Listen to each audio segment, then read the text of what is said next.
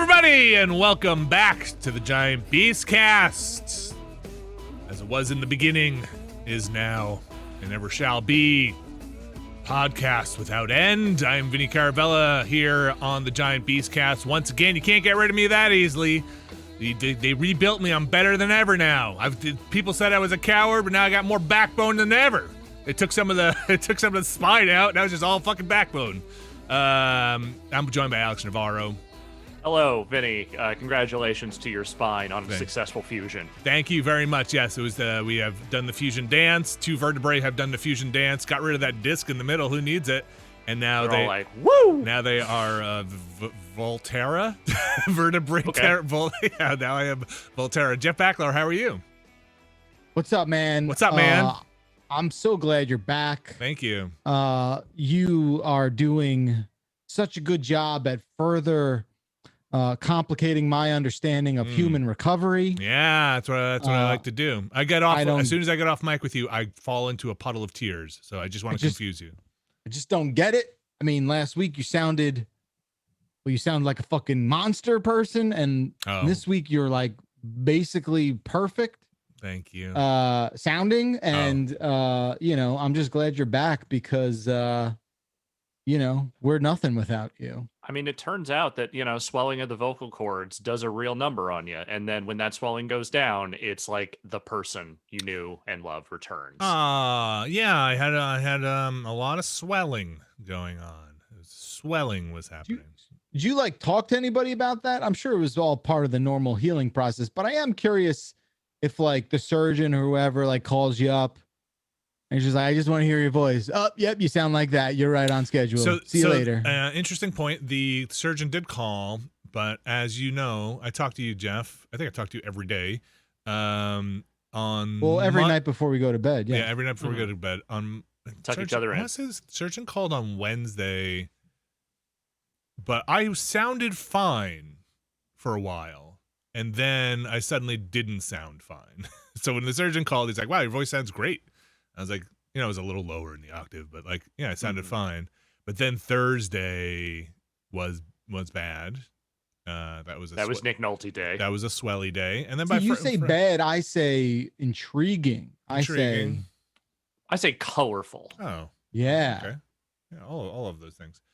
Yeah, I'm back. I'm in case you didn't know, I was out for a little bit there, but I'm back now, and on the mend, as they say, punching that clock. So much so that you were able to come into the city this week. I don't know about that. Let's just say I came into the city last week. You and I went into the city to pack up the office in a way that I had packed up a little bit. So the saga of that is we have to get out of that building because Red Ventures does not own that building. So they anything that is Red Ventures within the CBS Viacom CBS building needs to find its way out of that building. Yes. Let's also preface this with if I was Red Ventures, I wouldn't want that building either. I mean, that's fair. Let's just call it. I mean, it's not an unnice building, but it's probably not worth the money you would have to pay to own it at this point. Yeah. I would I would own that building and then sell it. Sure. Yes, I would own New York real estate. That's not what we're talking about, but yeah. No. Yeah. So yeah, we had to get out of there. That's the thing we knew since around December. I'm gonna say January-ish, which is about 2 weeks after my back started decided I'm done with you. So I had gone in there twice. Once to go pack up the desks, and that's what that was what you were there the 18th. So around there, the 18th of December. I think that was December. January. Okay, January. And then you went the Monday after I went. Oh, right. Yeah. Okay. Wow. How do you remember that? I just got a thing with dates. I'm just good. Just move on. Okay. All right. Just good. Okay. Just really good at that. When was the last time you were nice to me? This morning. January 16th, 2015. And then I went back in there to start the studio, and I knew this is when I was like in a kind of a bad way. I tried my best. But I started messaging people that were managing it, being like, this one's going to go pretty slowly. I'm going to a doctor. I'm going to go see somebody. I'm not sure. Hey, what's the worst case scenario here? Is like we throw this all away or somebody else maybe comes in and just does all this because I don't know how much I'm going to do on this. And then turns out you and I went in last week. This week, Tuesday. Holy fudge. It was 2 days ago, man. And I mean, and then we did the rest of it. And it took a good. I would say we hauled. It took the day. Hauled some butt, and you hauled some computers and monitors. I tried not to lift anything too heavy. Doctor said, don't lift anything heavier than a gallon of milk. Which not light. Not light. A gallon of But milk. most of the things in that studio crossed the threshold beyond a gallon of milk. At least 2 gallons. Yeah. So we did that and piled up all the PCs. And I'll tell you my favorite part, the best part. And I say thank you to John from CNET. Mr. Falcone. Yeah. Mm-hmm. You know what? He said, thank you. Great job. You guys did a great job. Thank you. And Alex and I looked at each other and said, wow. He said, hey, can we like somehow brand this into a plaque and own this forever? Can you like write us an email that says like, great job. Thank you. I feel like I haven't heard that in such a long time, John. Thank you so much. Can you be our parents, John? Yeah. He seemed very appreciative, and I felt pretty good. Alex felt John's pretty good. the best. John was very nice. And he's managing that whole process. Why I don't know, but he is, and I thank him for it. And today they went in there and they took all the lights out. So that was one of those stipulations was, and again, John was very much on top of this. Do not climb a ladder. Do not get up on anything. Do not lift anything like a TV, unmount a wall or anything from a wall. We're keeping those lights.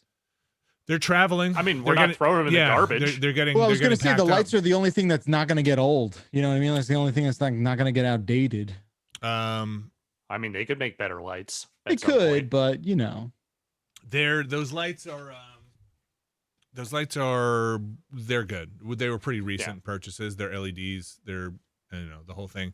I was able to throw the spotlight on the funky shop before we left. So hopefully whoever came in there today was either cursed. Saw that was like, what the fuck is this shit? What the fuck?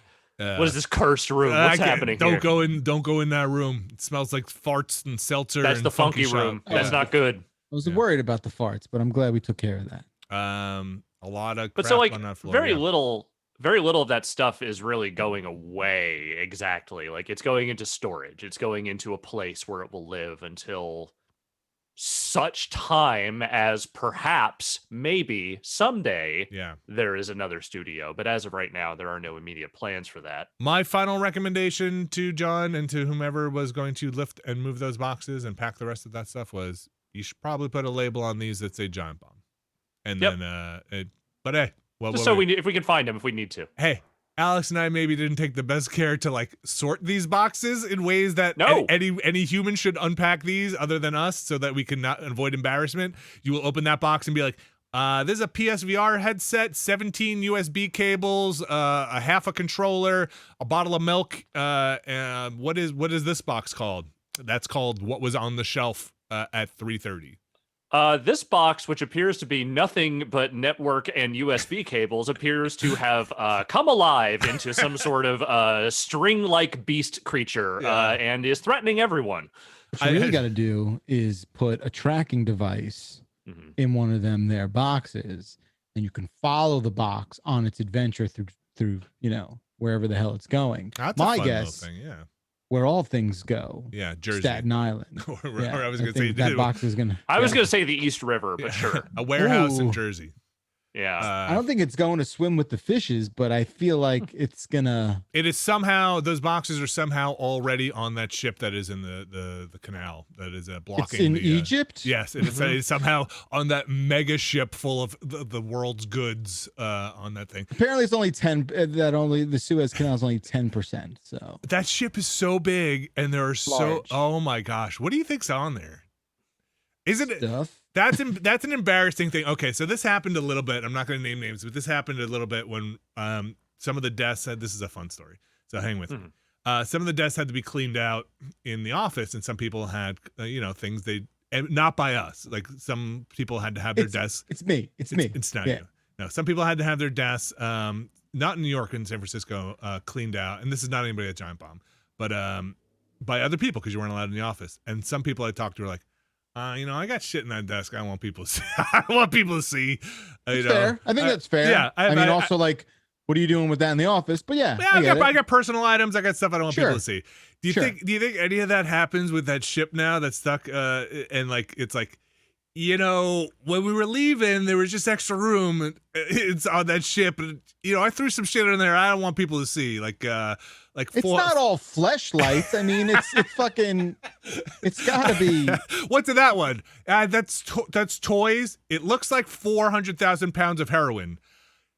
Yes, I'm just not gonna lie. That's what that is. That is a lot of heroin. It's from an anime. It's anime heroin. I bought it. I bought it on a collectible site. It's fake. I promise. That would be. I mean, that is content that I would pay for. That is some kind of movie, right? Like we got to get on that ship, and we have to get that shit off before they start unloading that shit. Because you just look at like the bill of lading, right, and see like what exactly the manifest is, like what's up in there, and they're just like.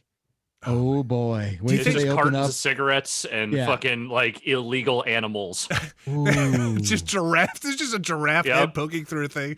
They must have giraffes and cocaine. They must. I'm gonna assume this is true, but I would not be surprised if it weren't true.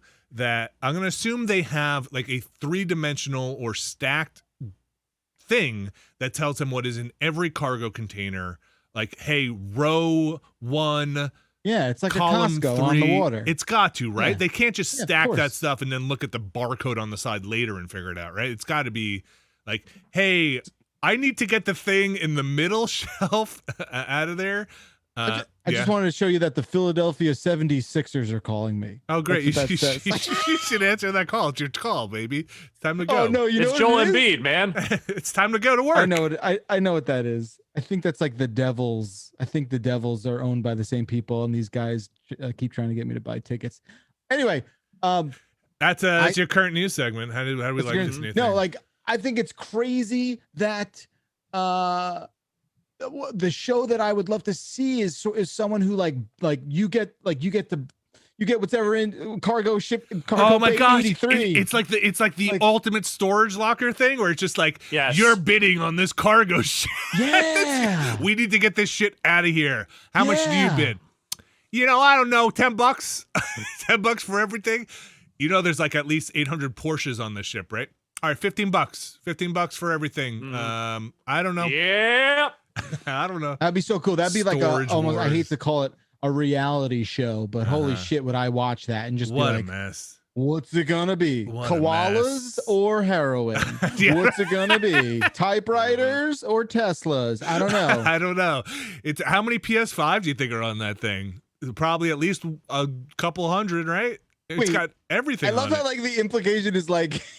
It is all of the world's it's goods. just one ship, man. I mean, it's a big one. You see the size of that thing? It's massive. Yes. Do you think it's like the size of Rhode Island? I'm assuming nobody was hurt when it kind of ran and wedged itself in there, but like you have to imagine the person driving it at some point knows it is out of his control because the wind blew it, right? It's out of his control. Is that what it was? The wind took it? That's what I read, that the wind. That's what they said. Okay, we'll see. And that at some point you're just hands off the wheel, like. Oh, this is so bad. This is so bad in a way that everybody saw that the wind took it, right? Wind. Is there video? Again, I haven't been following this story that closely. I've only heard like cursory sort of details about it. Was there like a situation where you just heard like a bunch of people just go like, uh-oh. Yeah. And then, shit. Because I see what happened. We have I see what happened like kind of slowly enough. It's a huge ship that just kind of embedded itself. And now there's just like a traffic jam behind them of just all the world's goods. Oh damn! It's just like. It's just like wedged. It went aground. It's still stuck. Yeah. It just that thing doesn't stop moving once it starts moving. That's just the boat's penis got stuck in the dirt. It's just stuck there. There's satellite imagery of the fucking dumbass thing just like caught up. It's sort of the way like a thing gets stuck in a pipe. It's just sort of like caught up. Yeah, it's bad. I thought I read somewhere that this boat is technically not within the regulation space of like boat size that is supposed to go through that canal. But I've also heard that a lot of people maybe bribed their way through that canal in a way that maybe they're not supposed to. I don't really know. It ain't exactly like a trail off the beaten path. It's the motherfucking Suez Canal. Like Pretty important canal. Yeah, like how do you just like slide the guy Hey, at 50? well, because we'll be in because usually I feel like What you're if like, it was a carton of cigarettes? we'll be in and I'm out just in a couple saying, of. I don't know how long it takes to do all the locks and stuff. I'm going to assume it takes a day or two, right? We'll be in and out. You won't even know. Pick any cargo container you want. we lose at least 5% on the way here. I don't know. The whole thing's a mess. This is just like a bit out of idiocracy, is it not? Well, it's just like it's like a mess on top of like a mess already, where it's just like, oh, the world is already super nerve sensitive to the interconnectedness as we've been going Disruption, through. yeah. And now it's just like, well, we have like one or two ways to do this route. What if we knock one out? What happens then? How do you guys feel about going around Africa again? That's Cape of Good Hope hasn't seen much action, recently. Let's go. So what are they doing? Like, this is a really interesting story, just because of the ramifications and like the scene. I mean, again, well, everybody was really baffled, and then one small child said, "Why don't you deflate the tires?" And then they figured it out. No, is that joke? Is that a reference? What's that reference? That's to? the one where the truck gets stuck under the bridge and they don't know how to get it out, and then like the kid comes by and says, "Well, why don't you just deflate the tires?" And then never Is this heard like that a before. riddle book or a real life event? What has 2 legs in the morning? What has 4 legs in the morning, 2 legs in the afternoon, and 3 legs at night? A stuck ship. I don't know. I've been following it kind of loosely. It sounded like they were trying to use an excavator to kind of dig out some of that portion you saw that was stuck over there. Yeah, we're gonna have to get out and push, guys. Yeah, a lot of pushing. I mean, they had a whole bunch of tugboats at one point trying to pull the thing, and I don't think that was doing anything. I think I heard they might have to take some of the stuff off there. Other ships are just debating whether or not they should reroute.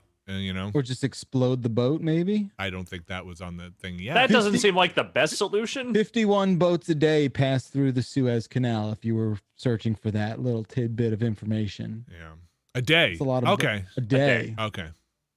19,000 a year. Because I thought it takes a while for all the all the locks and stuff, like the water to rise, and they bring you up and they move you over. Isn't that the Panama Canal? That is the Panama. I thought they both have it. Did they not both have it? Maybe. I don't know. I know slightly more about the Panama Canal than I do the Suez Canal. Yeah, this one's the log flume. You're thinking of the log flume. I'm thinking of the Disney's log flume. Yes. Okay. Yeah. Yes. It's easy to mix up always the Suez get Canal. the Panama Canal, the Suez Canal, and the log flume. With Rolling Thunder. Yes. I get it. Like, anyway, that's what's happening. If you're wondering, this will date well. That's the news of the day.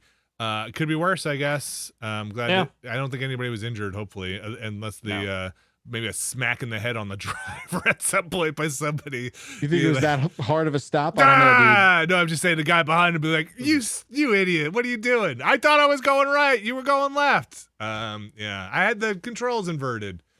The name of the boat is the Ever Given, if you were wondering. Ever Given. Okay.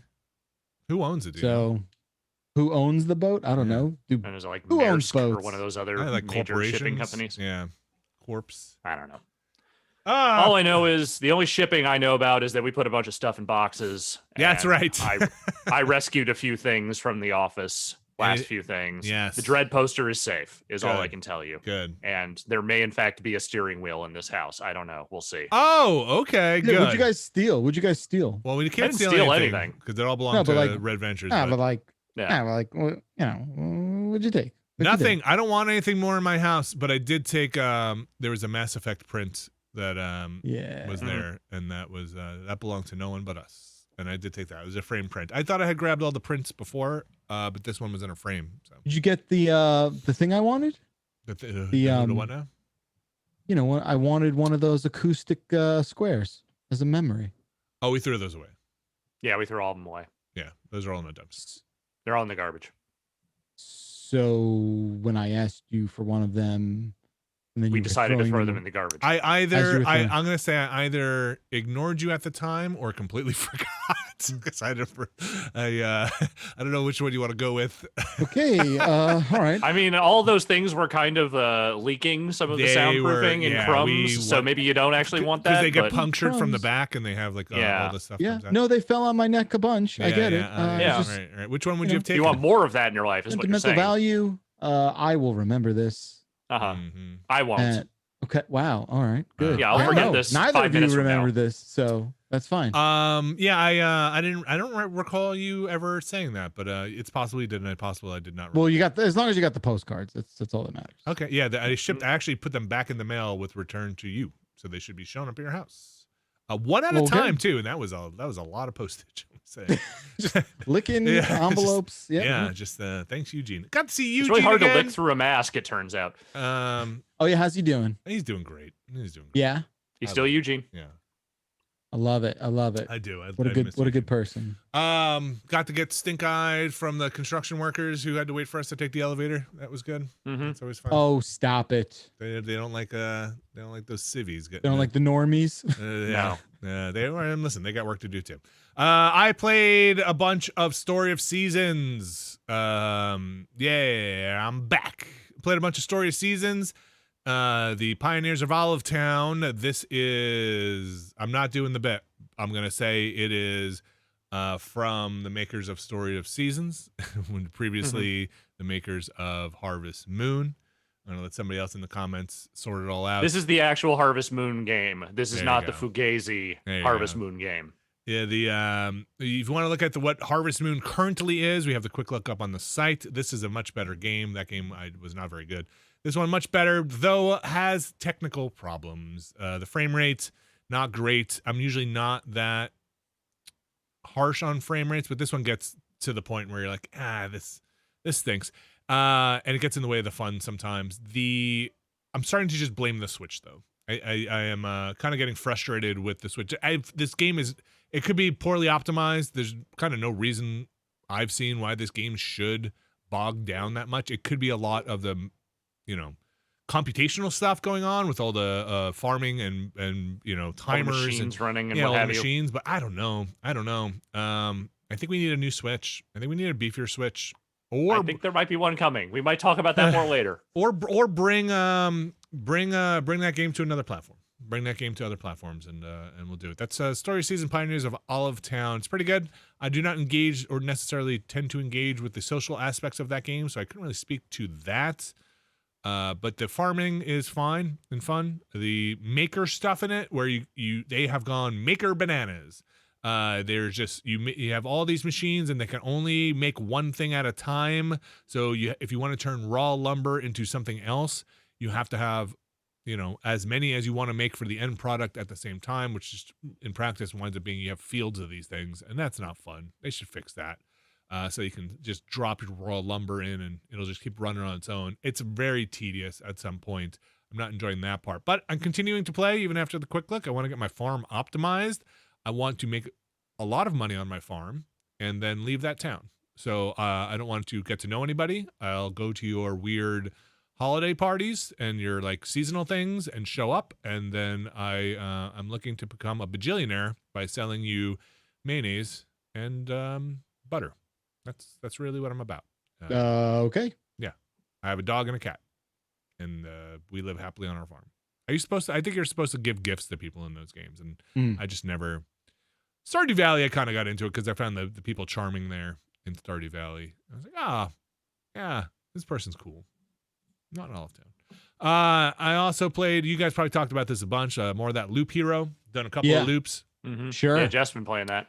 Sure. I see why people like it. I'm not sure I'm loving it. I'm not drawn to it. Yeah. What? I think I see why people like it. It seems hold on. I got to readjust myself. Okay. Let's hear it. Okay. Yeah. Yeah. Give him the kick in the balls. Do it. Let's hear it. I think it's a good game. Okay. Yeah. I don't know how much I have to add to it. I'm not being oh, I gotta get back and play Loop Hero. What happens, I don't Jeff, think it hasn't bitten you yet? It hasn't bitten me. So what happens, you go to the town, you do some upgrades. I kind of remember that time we were talking about this is now weeks ago, and I was like, what happens when you die? And you're like, I don't know, I haven't died. I've died a lot. Yeah. Okay, so I'm at the point where I haven't died. So does it just it ramps up the challenge at some point? Stuff just gets out of hand? So when you die, you feel like an idiot. Because you're like, this game's just a loop. All I got to do is make it to the other side. I'm such an idiot. And you are then told you only get to keep a certain amount of the resources you collected in your many loops. Okay. You get back to the campsite and you do what you will with the things you have.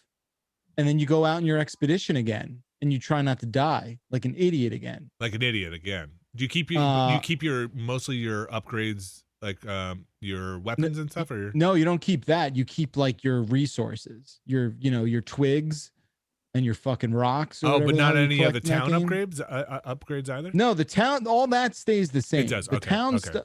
Yeah, but not the map, not the loot. No, none of like the details of the map are the same. That makes sense. And you start back from like 0 again on your stat stuff. Yeah. I like that game a lot. I was watching Jan play before a little bit. Yeah. Streaming before we went live here, and I could tell that dude's way better at that game than I am. Maybe he's just put more hours into it to sort of unpack. I think he's been playing a lot of it. Yeah, he looked like he knew what he was doing. It took me a while to realize, like, oh, you got to be really. Oh, I knew this. I just didn't know how to be strategic. But with where you place all of the things in the tiles and what they are adjacent to and what they're touching, right? Yes. I still enjoy my SimCity reference to that, where it's like power line's got to touch that tile, or you're not going to have a library with power. It's the same sort of thing where you like get bonuses for things that are touching certain, whether or not they're geographic tiles or whatever it is. So, and like the spawn limiters that are okay, strategically placed. Like I could tell he like had a really good sort of he had his hands on the enemy sort of ramp up in a way that I just let out of control way too quickly. So okay. But I still play that a couple times a week now. I do want to make more progress in there to kind of feel like I've done what I can do in it. So yeah, I think I'm gonna try and get back in there as well. But like I said, it hasn't bitten me, but maybe it will. I also keep every time I sit down at the TV to go play a game. Well, not every time. It has happened more than once. I will boot up Desperados 3 because it is on Game Pass. And then I'll be like, where do I want to play this? People say really good things about this. And I play for a little bit, and I say, I really feel like I should be playing this on PC. All the controls on everything on here feels like I should be playing on. I'm gonna stop playing before I get too far, and I'm gonna save it for when I'm downstairs again, and I'm playing on the PC. And that has happened like 3 times, and I just need to get downstairs and play it on the PC. That game seems neat. It just feels like when I'm moving the cursor around with the controller and all that stuff, it's like this really just feels like I want to be on the PC with it. So so hopefully I'll get some of that time in. It's been like a nice time to go back through the backlog and get some stuff done. I'm trying to think if there's seems like this is a good time to be able to do that kind of stuff. Yes, this seems like a down time to get that stuff. Anything else? I mean, we did lose an entire day to moving and stuff. So if you didn't, and also you've had some medical things going on. So maybe if you weren't sitting down playing a lot of video games, I think people can forgive you for that. I watched a Snyder cut. Does that count? Oh, that's a big part of someone's day. I mean, that's about as long as a video game average. Yeah, I watched a Batman versus Superman Extreme Edition, Ultimate Edition. Then I watched the Snyder cut over 2 days. How do you feel? That's a lot. Yeah. How do you feel about it? I feel okay. I'm not sure why it has to be 4x3. See, this is artistic vision. I don't want to bring that up, but like, was it? I don't know. I haven't seen any. Wait, I thought it was in 4x3. It is in 4x3, and it says at the beginning, like, this is in 4x3 to keep in respect with the director. This is what the dude wanted, and we're going with it. I feel more like we put this in 4x3 because that saves us money on effects, and we don't have to do the. We don't. I don't know that it does. I don't think it does. I don't think it does. We don't have to render out the edges. Have more pixels here. I've heard some colorful conversations about that choice by sort of eavesdropping in on a couple Zoom calls my wife has had. Okay. With people in that biz. What's the story? They think it's pretty stupid. Yeah, the thing I keep hearing around is like, it's closer to IMAX format, so we can get in there. I don't think 4x3 is IMAX. I think IMAX has its own. It's similar to 4x3. It is not exactly 4x3. No. Yeah, I mean, here's the again, like, I don't know. I don't think they. What did they do? They crop? Did they crop it, or they just? I don't. didn't They shoot couldn't have like shot that. it in 4:3. No. I don't know. So they cropped it. I don't want to make. How it do too you know big they of a- didn't? I They don't could know. have. They could have cropped it to 16:9. Oh, and shot in 4:3 and then No, they cropped it. definitely shot in 16:9. Did they? Maybe they shot in IMAX. I don't know. Yeah, maybe that's what it is. Yeah, maybe it's shot in IMAX. It's shot in panorama. Actually, this was supposed to be one of those Disney look around the whole ring. Anyway, the movie's fine. I thought the movie was enjoyable. I couldn't remember. Was it an extra $70 million fine, or? I mean, if they had just given me $70 million, I would also just be fine. But I wouldn't. Right. I wouldn't know more about Cyborg, which was fun. I just feel like I've been very, very much pressured to care about it. You don't have to. No, I know. And I just Like feel I don't. It's fine. No, it's fine. And I don't mind people being excited about it. Of course, be excited about the thing you're excited about. That's great. Yeah. Just feel like I don't know. I feel like there's been a disproportionate amount of pressure to care about it when I cannot find the bandwidth to care about it. I think if you are not extremely online and not extremely in like I'm extremely online. film circles, I don't think it really matters. It's just not like if you were desperate to see the new Justice League in Zack Snyder's original vision, Godspeed, enjoy. I think the notion of this having to be a forced cultural moment in some way or another is ludicrous and not necessary. 4 hours. 4 hours. I don't have 4 hours. 4 hours. 4 A hours. Do you have any Sixth of idea the how many day, fucking sir. Yakuza movies I could watch in that amount of time? Those things are like 70 minutes long. You could probably just watch on a 16:9 screen the first 2 hours and the last 2 hours side by side and be good to go. Oh yeah, you'd get there. Finish it all up in 2 hours, be done with it. But it went by quickly. A chat is just exploding with the IMAX stuff. So hey, listen, that's your choice. Go for it, man. What was the oh, there was something else. Hey Zach, Now I can't remember. Yeah, what Go- you want go- to talk hey, directly Zach. to Zack Snyder? go for it, man. Yeah, Go I think for it. I think he did. I think he went for it. Do it again. Yeah. Do it again. What else has he done? This time, shoot it not in IMAX though. Wait, This Zack time- Snyder? Yeah. What else has he done? Is that what you're 300? asking? He's done like a handful, like all the Sucker Punch movies or something like that, right? Like, Well, first there's only one of those, thank God. yeah. No, he did Sucker Punch, 300, the Dawn of the Dead remake, those two Superman movies, which were not particularly well received. I didn't mind The those. Batman versus Superman. That one I didn't like, but I did when I Oh, watched that was the the Ultimate question I had. Edition. I just don't like Ben Affleck as Batman. I just never. It's okay. doesn't- I think I think think- he's the divorced Batman this era deserves, but that doesn't necessarily mean I want to watch him play Batman. What? So can you just explain to me real quick? Mhm. So the movie comes out a while ago, right? Mm-hmm. And then I understand for personal reasons, Zack Snyder had to like go away. And then now is this movie like incredibly different?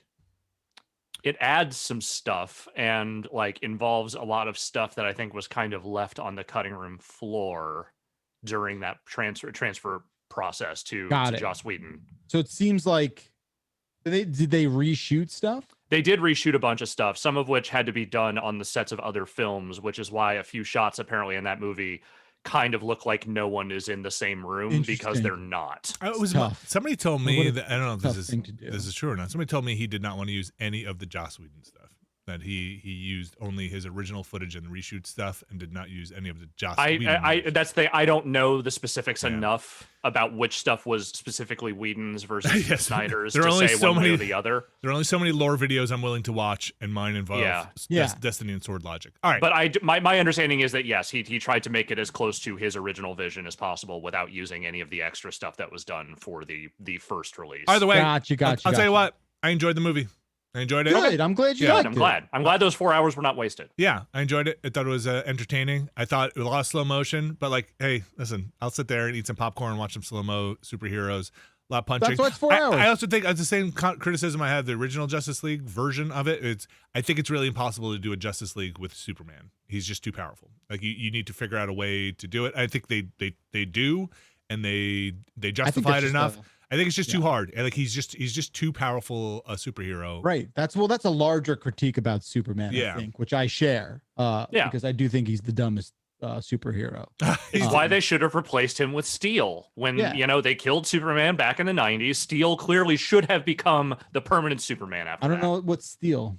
Steel is one of the various new Supermen that came along after the death of Superman back in the day. Steel was a guy, a very large man who built himself a big old steel suit of armor and had a giant hammer. And they made a movie about him that had Shaquille O'Neal in it.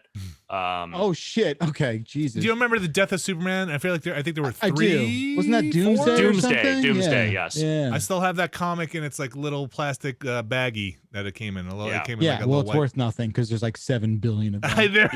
Right. 800. Everybody in the world got one. Yeah. It's like that and the first issue of Youngblood. Like those are the 2 comics that like you're like, oh, this is gonna be worth something. Nope. You can feel the blood. Feel the blood on the cover. Yeah. At Baskin Robbins, you got that for free. Wait. Superman sucks because you just ask any kid about Superman and they'll be like, oh, what? Oh, like what's that? What's his powers? Everything. And you're just like, all of them. Yeah. Oh, he's God. He's all just of God. Them? Oh, and then that kid will say to you, look you in the eye, and be like, "Fuck Superman." That's some bullshit. Yeah, I mean, I don't know where they heard "fuck," but that is what they'll say to you because they see value, and there's none in Superman. They see value in limitation. They need to see something there, the vulnerability of some kind. True. And yes, kryptonite, I get it, but like, no, let's be real.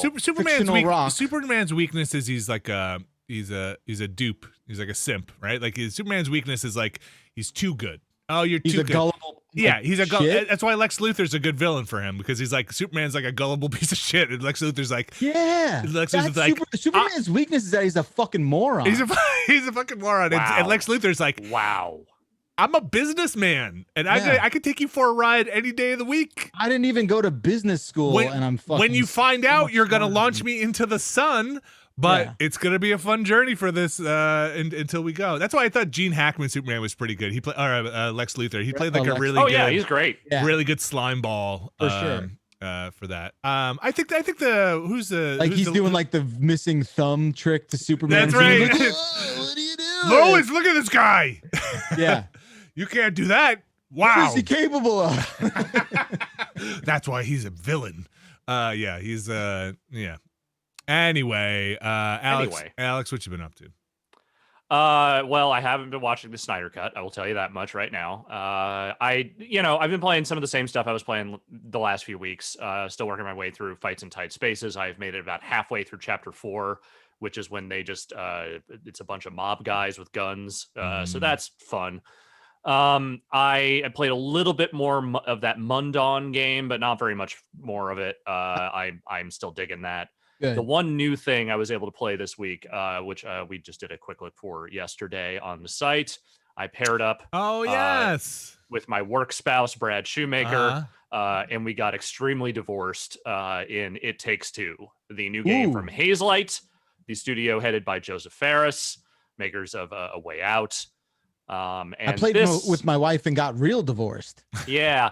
So this is a weird one, man. Let me preface this with a couple of things.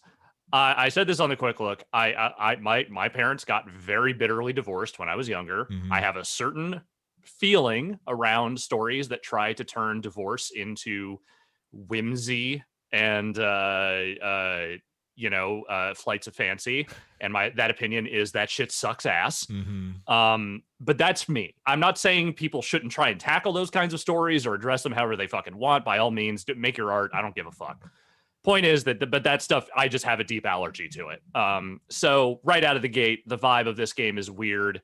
You are a pair of parents who are getting ready to split up, and your precocious young daughter, who is very, not necessarily in denial, but definitely doesn't seem to fully grasp what's going on there and just thinks mommy and daddy are mad at each other and, just need to figure out their shit.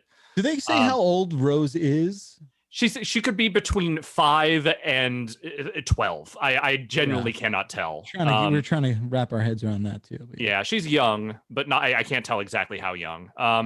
So, she's sad, she's upset, and she's made these two little dolls out of her parents, because she wants to envision them out of their flesh. Yeah. Yeah, a fantasy version of them where they're happy together.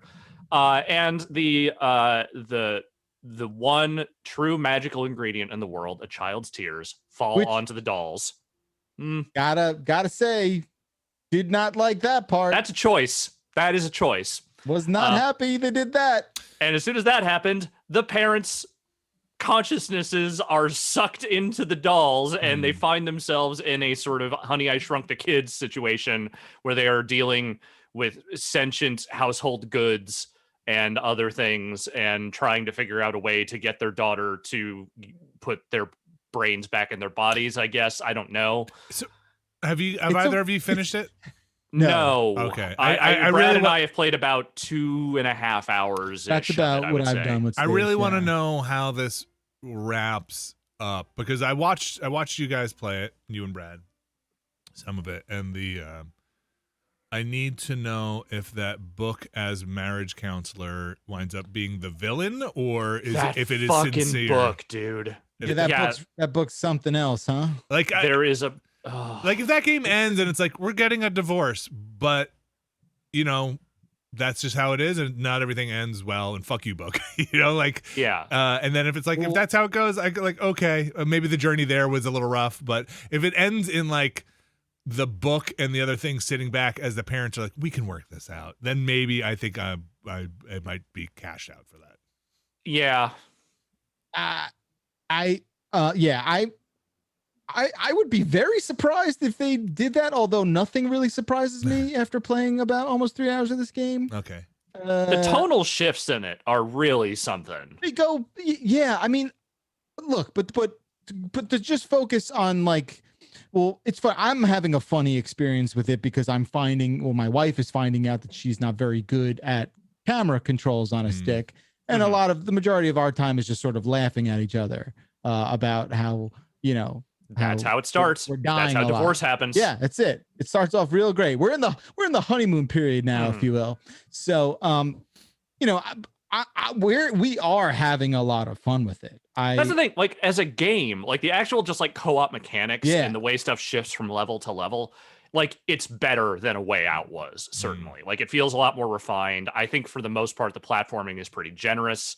It's not super frustrating. Some of those boss fights are a little tough, but like it's not mean-spirited as far as the gameplay is concerned, and it does feel like they are shifting pretty significantly from level to level in terms of like what mechanics you're doing. And that to me is the highlight of it so far, where you are in very different areas all the time, very sort of smartly detailed, and even that first level with all the cool vacuum stuff I thought was a lot of fun. Like that stuff for me is the best part so far. Every time these two talk to each other or the book shows up, you're sort of just like, we just got to get through this part, and we'll have some fun, you and me laughing at each other. Why did they make the book sound like Cheech Marin? That's the thing I don't really understand. What's the name of the book too? Dr. Hakim something or other. Yeah. I don't know. Yeah, I don't know why he sounds like that.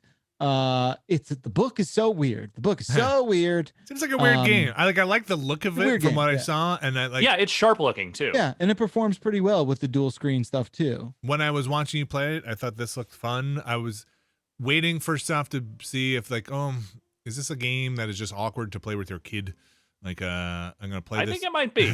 Play with my kid. I again, I kind of think it depends where that story goes, and what happens in it. But yeah, I don't know. We'll see. Brad and I might end up playing through more of it, depending on how long it is. I don't know. Brad seems curious about it. I'm like this much curious, but also I don't know, man. I have this strong feeling inside of me that where it's going to end up is exactly where I don't want it to end up, which is with these people just being like, you know what, we were being selfish. We'll work out our differences for the family. And it's just like, oh, God, I don't want that. I don't want that. Yeah, I know. I agree. I think I guess in all the things that I've been surprised or not been surprised with this game, I guess I would be surprised if that's how they tie it up. But you would be surprised if they were just like, let's reconcile, I hope there's more dimension to it than that. Yeah, I- or at least the path is justified, right? I bet it's something like in the middle where it's like a goodbye, right? And like a goodbye. Is it like a Mrs. Doubtfire situation where they stay divorced, but Yeah. like they become friendly and they maintain a relationship of some kind? maybe something I like that. remember Yeah. that was like the takeaway headline about Mrs. Doubtfire in the 90s when that came out, where it's like, they stay divorced. This is so edgy because they stay divorced at the end. Yeah. You know, and I thought that was Divorce like has had like a very taboo period. Like in the 90s, it was like whether it's divorce rates started shooting up in the 80s, especially, I think, and that's when people were all just sort of wringing their hands about it, being like, "Oh, is there something wrong with marriage in America?" Yeah, right. Yes, there is, but nonetheless, turns out. So yeah, we'll see. Anything else? That's kind of been it. Bacalar. Hey. How's it going by you? I was surprised to see. I was surprised to see when I was looking at the chat before. People get pretty passionate about Superman. I don't know. I didn't realize. You know who likes Superman? Jerry Seinfeld. Okay. Are you Jerry Seinfeld? Is that your personality that you think Superman is the best hero? I don't think I'm Jerry Seinfeld, but I could be convinced. Wait, I feel like that's a weird. Like, you don't want to be. Is Jerry Seinfeld? I mean, I guess I don't know. He's just boring. He's just kind of a boring dude. Like, yes, he was part of the most successful sitcom of all time, a show that I love very much. But nonetheless, I mean, his entire personality on that show is that he likes cereal and Superman. Great. Now I'm going to get emails about Superman and Jerry Seinfeld. Thanks, Alex. Did they weave again? I am one of these people who have maybe only seen about 30% of Seinfeld. Mm-hmm. Was he really into? Was that part of the thing? There was a whole episode that was basically a Lois and Clark riff. He constantly references Superman on it. I mean, not constantly, but like regularly enough that it is a personality trait. You're Vinny. What are you surprised about? People like Superman. I like Superman. I'm not passionate about Superman. Yeah. You're a Batman guy, right? You like the Batman? If I had to choose like my one superhero that I'm always probably gonna give a fuck about, it's Batman. What do you think? What do you think of Ben Affleck as the Batman? I've never seen him as it. Oh, really? Okay. I mean, to me, Ben Affleck as Batman would just kind of seem like stiff in a weird way. He's pretty stiff. He's stiff. He's older though. Like it's like an old. Like Alex was right. He's like an older, like kind of. He's divorced Batman. Yeah, he's burnt out. Right. Batman. So it's more like what's it called? What was that book where like it's like the Reagan one? I don't know. Batman and Superman like having a pissing match. I don't know. You know what I'm talking about? It's like the nuclear. He like prevents nuclear war or something like that. I barely read any DC comics when I was growing up. I was mostly a Marvel and to a lesser extent Image guy. Someone in chat will help me out in a minute when they catch up. Okay. Yeah, Batman's my guy for sure. Like those Burton ones. Oh yeah, those are untouchable. Institutionalized me in a way that there ain't never going back. Never going back. What else is going on in the old Batcave? What's going on by you? Had a nice week. Hung out yesterday. Had a nice birthday. Mm-hmm. Spent a lot of that with you, Vinny, so that was special. Thank you. Happy belated again. So thank you. That was fun. Thanks to everyone who reached out. It was a nice little day.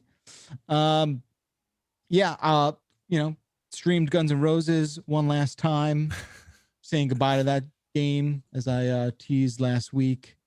And you said goodbye to the jungle. Yeah, no more welcome. It was a big goodbye. What did you have for dinner on your birthday? What's Jeff Bakalar's birthday dinner? So, I'm like a big snack guy. Okay. I love snacks. Snack attack. But I'm also Bakalar snack attack. Right. I'm also someone who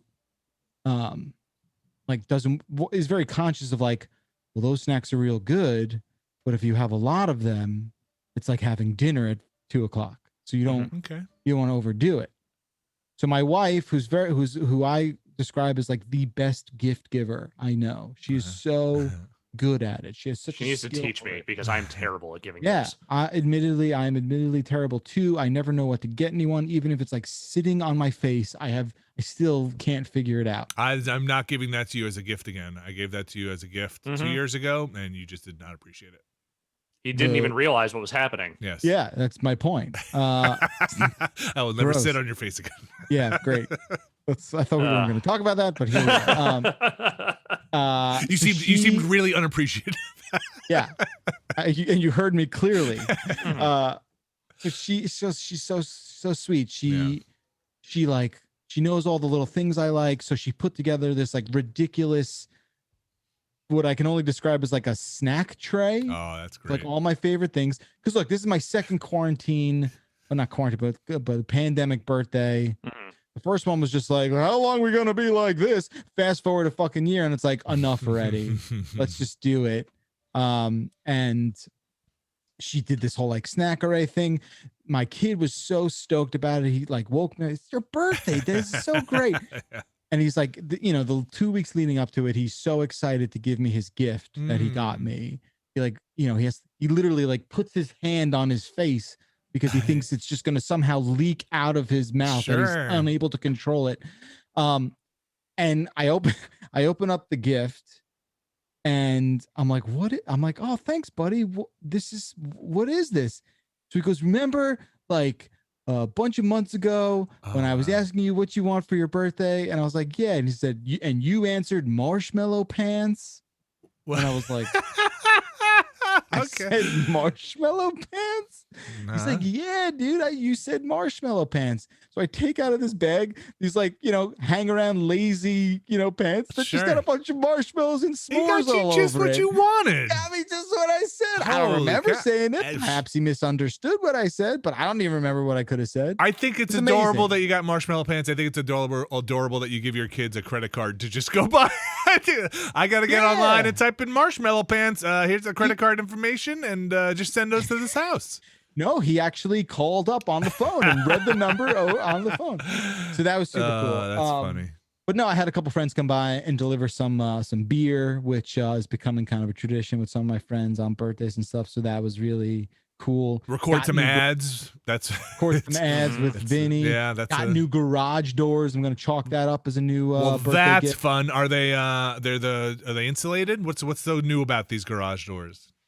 They're not made of wood and are not actively rotting to fucking death. Oh, that's good. Okay, that's probably better then. They're still getting installed right now, so I was worried about the banging going around, but can't hear that.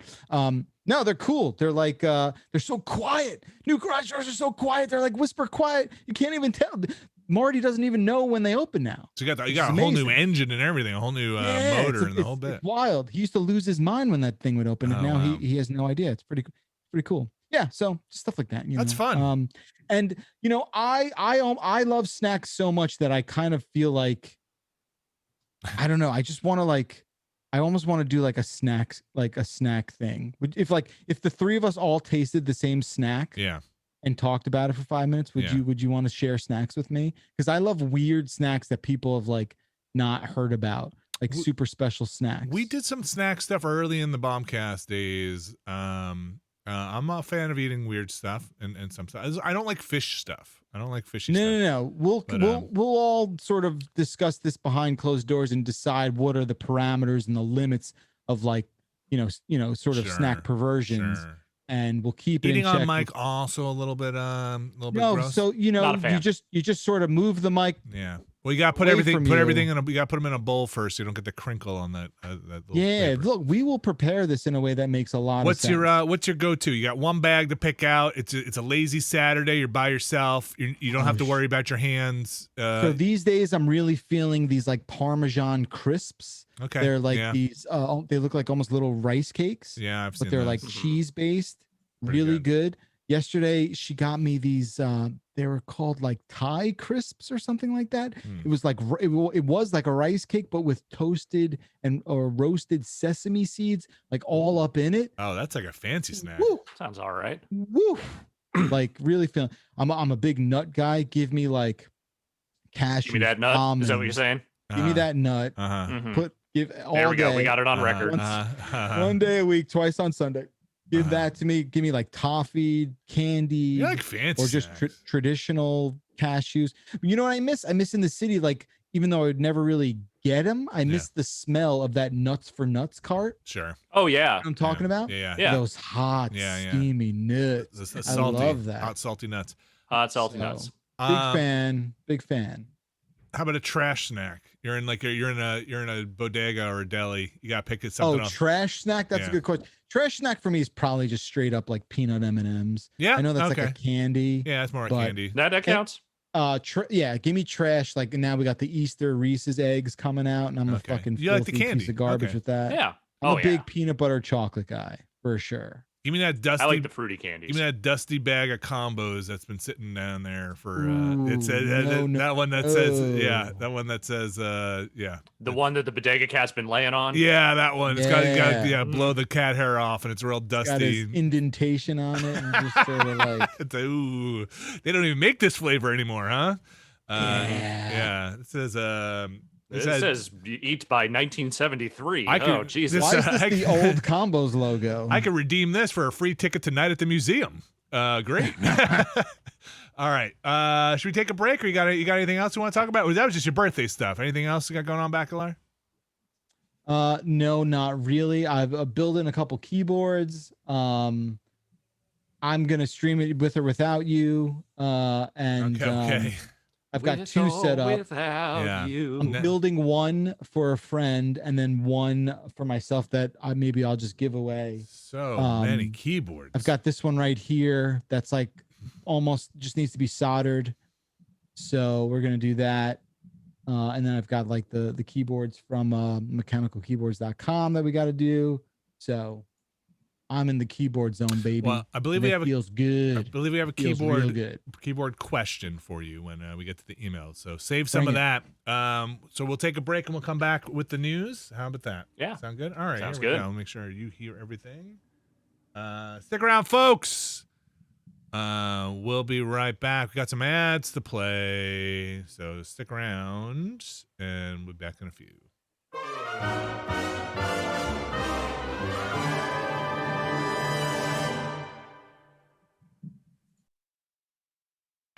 Beastcast listeners, this week's show is brought to you by Hello Tushy. Now, Hello Tushy has provided a bunch of introductions to start this ad read, but Alex and Jeff, I'm going to just read my favorite listed under alternate introduction. Okay. There's like, okay, they give you options. Yeah. There's a couple. I'm going to read my favorite. Do you have a butthole? Then this ad is for you. Now, I'm going to assume most people out there have or have had in the past a butthole. Mm-hmm. So I assume that this ad is for you. Hello Tushy. Jeff, what is a Hello Tushy? Let me tell you something about my Hello Tushy bidet. It is an add-on to your toilet that you install, and I consider myself sometimes an installation idiot, but I figured out a way to do it. I did it in about 20 minutes. Forget the installation part. That's fine. You'll get through it. You're very capable. Let me tell you something, guys. What? This thing's kind of a game changer in a way that I really had no idea it was gonna do. I want to tell you that I've just I now look. Is it weird that I'm gonna say I look forward to pooping in a way I didn't look forward to before? I don't know how I could look forward to it more. I'm gonna read. They say we have to mention all these talking points, and there are quite a bit of them. So you chime in if you have something to add here. I'm gonna start getting through them. Ready? Got it. The future of toileting has arrived. It says technically it's been around for centuries, but hideously expensive, costing thousands. Now, the brand new Hello Tushy 3.0 modern bidet attachment is here to level the playing field. It's stylish, eco-friendly, easy to install, and affordable. Hello Tushy 3.0 doesn't just cleanse your butt with a precise stream of fresh water. It cleans itself before and after it's used. With the Smart Spray TM automatic self-cleaning nozzle. Yeah, so listen to this. It like okay. So the water just like rains down on itself first when it's at a low pressure, and then when you hit that pressure, then the stream goes right up on your butthole there. is what it does there. It attaches to your existing toilet, requires no electricity, no additional plumbing, and cuts toilet paper use by 80%. So the Hello Tushy bidet pays for itself in a few months. First question I asked you is, do you have to plug it in? Do you have to plug it into? No, like, it's not it's not electrical. Yeah, it uses the pressure from the water supply line from the thing that goes. It just piggybacks off of that. And sanitation is simple. The Schmutzfield trademark offers easy cleaning, and the knobs are naturally antimicrobial. It's a Schmutz shield. Is that field? Is this Schmutz shield? Is that from the Spaceballs? Plus, every Hello Tushy bidet attachment comes with a 60-day risk-free guarantee and a 12-month warranty. Already got a tush on your pot? Upgrade to the new 3.0 model. If you're new to the revolution, join millions of happy Hello Tushy customers right now, including Jeff Backlar, apparently, and have a clean butt with every flush. Alex Navarro, I bet you have questions about deals. Well, I can answer those questions. I do. You can go to hellotushy.com/Beastcast for 10% off plus free shipping. Get 10% off plus free shipping and get your butt clean at hellotushy.com/Beastcast. hellotushy.com/Beastcast. And Hello Tushy, I'm going to give you this one for free because you're new here. This is me. This is Vinny. Hello Tushy. Seize the bidet.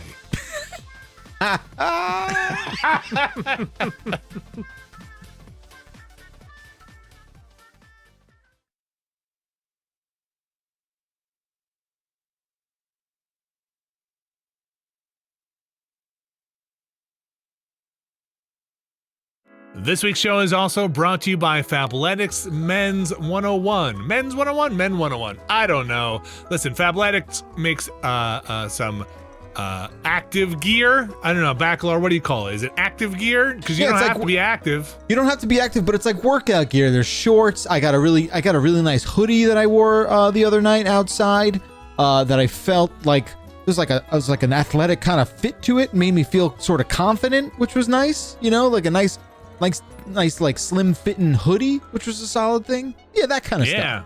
Yeah. They keep it simple. They cut out the BS and focus on what counts. That's what it says here. And they do those things better than anyone else. This says here, this has a word here. It says Lululemon quality for half the price. Does that make sense to you guys? Yes, I think so. That's words I understand. Yep. Okay. You can go to fabletics.com/Beastcast to access to a great deal. You get your first 2 pairs of shorts for just $24 when you become a Fabletics Men VIP member at checkout. All styles, all colors, no exclusions. It's an amazing deal because they know that once you try their gear, you'll be hooked. Alex and Jeff, and why? Why should you become a Fabletics Men VIP member? Do you know? I do. I have it written in front of me. Is this a test or? No, I'll give you the answers. Okay.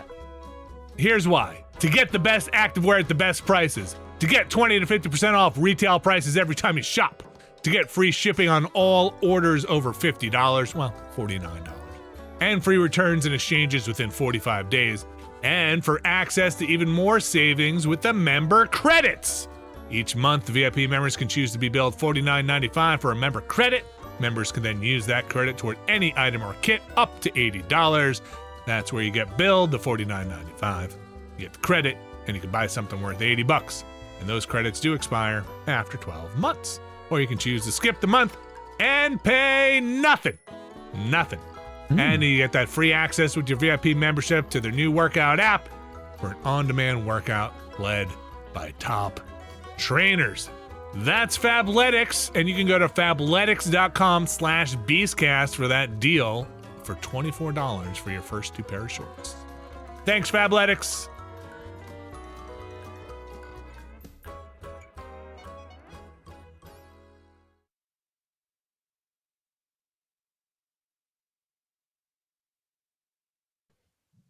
And we're back. Hello, everybody. Welcome back. This is Giant Beastcast, joined by Alex Navarro, Jeff Backlar. My name is Vinny Caravella.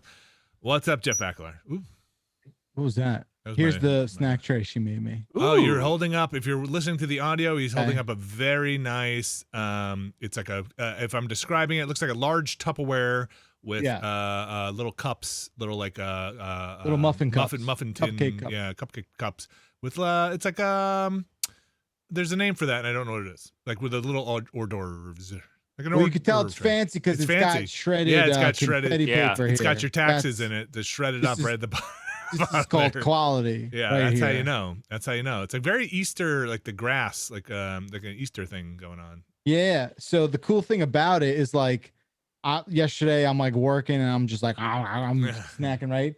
I look away. Yeah. I turn around. It's refilled. Oh, it's perfectly. magical. It just refills So itself. she was sneaking in here like a little, I don't know why, and Wow. just So with like 7 bags of refills.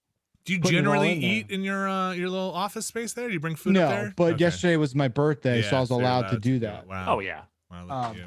I also didn't tell you guys. I got my. This reminded me. I got my first. You're holding COVID up a vaccine. sticker that says, Oh yeah. You got your first shot. You got got my first COVID shot. Wow, look at you. So I got Thank you COVID. for not holding up your card, by the I way. got COVID what's your shot You got your COVID shot in Jersey. Yeah. Where the in I New think Jersey. I think Jersey is basically, are you breathing? Then you're eligible. Yeah, I mean on Monday or like 2 Mondays ago, they basically opened up eligibility to like 80% of the state. Yeah. I mean I've talked to a couple nurses who are friends, and they're just like, they just need everybody to get a freaking shot right now. And I'm like, well, look, I wanted to make sure I qualified, and I sure did, because I learned about BMIs. Yeah. Yeah. And Your body I mass have a index. BMI of just under 26, which is overweight. Oh yeah. And I therefore qualified to get my Fauci ouchie in real short order. You know, I don't qualify. I just I'm just too fit. I laughed so hard I got like a spasm. You got a different kind of ouchie. Yeah, you let your COVID shot So out. here's the thing, right? Like a BMI, Yeah. right? Like, look, I know I'm not the epitome of health by any stretch, but like if I'm considered overweight, some of my friends gotta like really take a look at what's going on. BMI is also maybe not actually the best benchmark for determining health. Wait, what? I get that, but like, I'm with you. Yeah. I get what you're saying. Look, because it got you your shot. Just roll with that. No, but Alex, like, hey, it's one thing to be like, you recognize it, but like, I don't know. Maybe it is. Maybe it is a good way to measure your. I actually because don't. When we, I don't know. I'm not a doctor. We're not doctors. I'm not a doctor. We can't say that, right? Like, I'm not a doctor. I don't know. Either way, You don't know I'm not a doctor. I'm not a doctor. I'm aware. I know you're a lawyer, but you're definitely not a doctor. Well, good for you. So I'm very jealous. My rule you of thumb. qualify, Vinny. You can get it. Well, thanks. That's a backhanded way of saying that maybe should check my weight, but thank you very much. Get it. No, you. No, so my rule of thumb is handsome people. Thank you. Yeah. Yes, all right. I forgot. We qualify. Yeah. Handsome Yeah. people in Jersey, all 10 of us. Meanwhile, I'm just across the river, and if Yeah. I'm not at least 50 years old, I still can't go get my shit because everything's a mess. So what I'm doing is I'm keeping an eye on signups. My town has signups, and I'm waiting to see when they don't. If there's availability, if they're filling up immediately, I'm letting it just go. That means that people are obviously very much in line to get it and desperate to get it. But if it slows down and there's more availability over time, right now they're still going out in 5 minutes, right? The slots are still going. So because I'm in a pretty good place now. All my loved ones and the people that needed to get it that I know got it. They're vaccinated. People that had health conditions, people that were older, and I'm not going that many places aside from that stupid office. As soon as there's availability and I feel like I'm not taking somebody else's spot that might really need it, then I think I'm first in line. I want that thing. Yeah, I don't think you'd be pushing over a senior citizen to get I think it. we are maybe past the range for the most part. I think we're getting close. I just said, like I said, my town, they're still going pretty quickly, so people are jumping. Why is it like your town? I don't think that's how. Like, you don't have to do that. I don't have to do that. No, I've gotten emails from the hospital and stuff like that. That's how my wife got it. She had signed up through the medical practice that we the group at large, and they were handing them out. And it's good. So Get most your of the shots. people I've talked to that really needed one have gotten it, that had the underlying health stuff, and it's I don't know too many people now that have been, at least, and I guess maybe it could be very lucky. I don't know, people's situations around are different, that have been really actively trying to get one that haven't been able to get one around here. Thankfully, knock on wood. You know, it's New Jersey's a tough state. A lot of people in a small spot. Yeah. So you got your follow up coming? Yeah, like 2 weeks, right? All right. No, the one I have is a month in between. Moderna. The other thing okay. that makes my situation a little different too, and your situation too. Like, I know you're scared of shots. No, I love shots actually, but our kids, my shots, kids are not going to get it. Shots. So it's so we still, there's no one for kids under 18 currently. There's no like timeline on kids. I feel like. I think they're testing. I think they're testing kids. Kids over 12, or maybe it was a little they started older. doing that. Yeah. So it still means like our kids, whatever we're doing, we're still gonna have to protect our kids from it. You can't just run around without a mask as soon which as is not what I would do over. anyway. I'm just saying in terms of we Right. still have 2 unvaccinated people that I will be wearing a mask for the rest of this year, minimum. That's the bare minimum. I think I would not wear a mask with my my parents or my in-laws if we were all vaccinated inside the house. Yes, that makes sense. That's part of the guideline. Yes, and also we might eat inside finally. Well, you're gonna get your shots, and then you're gonna come over, and we're just gonna like play pinball. No, I don't know.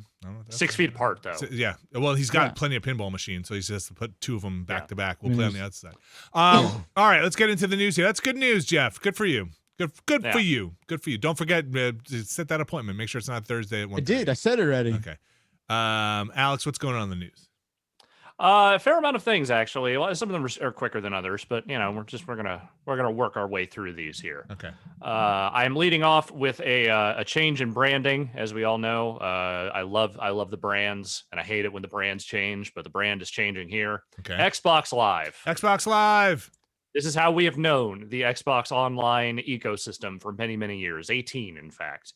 But that is going away. In the near future, it will be referred to exclusively as the Xbox Network.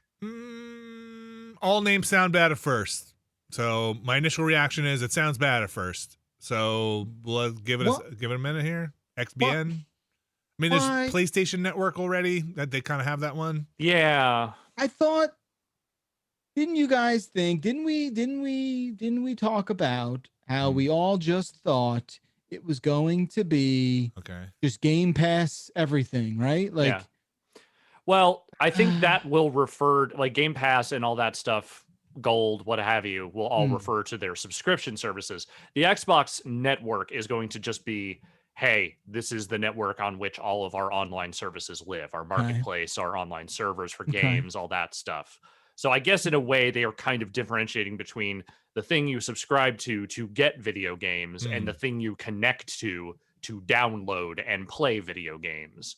But also, did that really need that? I don't know. I mean, I'm just very accustomed. Yeah, right. Yes, I'm very used to, hey, we can't reach Xbox Live. Xbox Live is down. And, yeah, Xbox Live is dead. Yes, but now it is dead. But it is much more descriptive, I guess, to say, hey, the Xbox Network is down. I can't connect to anything. Right. The online isn't working because Xbox Network is down. Right. I never say PlayStation Network. I think I always say PSN. PSN. PSN's down. So I guess XBN. It's faster. XBN. XBN's down. I think that works. They didn't somehow fuck that up. EXBN. Like, you got that XBN? No, I don't. Okay. Well, all right. When is that? Is that in effect now? No, it will be in effect in the coming months. Sometime this year, that switchover will happen. Xbox Live. I want to give Xbox Live. Pour one out. I want to say I worked on a video. I don't want to say I did because I might have worked on it with a bunch of people for anniversary at Xbox Live at GameSpot, and that team was very talented. At least from the interviews I saw, and kudos to that Xbox Live team back in the early days. I want to say they a lot of really smart, forward-thinking people with that service. Go watch that video. I don't know what that video was, but I remember spending a lot of time working on it. Go watch that video that I don't know what it is, but it's probably by me if it's really good. That's what I'm going to say. Yeah. Look for an Xbox Live documentary, and if it's really, really, really, really good, then I'll just assume credit for it. Yeah. All right, what else? Jeff hates these stories, so I'm going to do one. Okay. This is a slight update on potentially what will be inside their new Nintendo Switch that they still haven't actually said they're making, but they are almost definitely making. Wait, what? I hate that. You hate it when we talk about these stories because they're like, I don't know, it could be anything. You're like, who cares about the chip size and the flops? Yeah, we don't know. Until they say it, we don't know. You've said this before. Okay. I mean, I don't remember a lot of stuff I said, but yeah, obviously. I'll go along with it. Okay. Yeah, go along with hating this. So there's a Bloomberg report out as of this week that adds a little bit more information on what might actually be under the hood in that thing.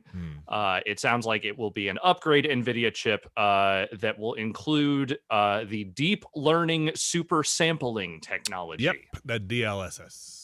Yes. DLSS. So that is my understanding how they will be going about outputting some 4K into your television when that thing is docked.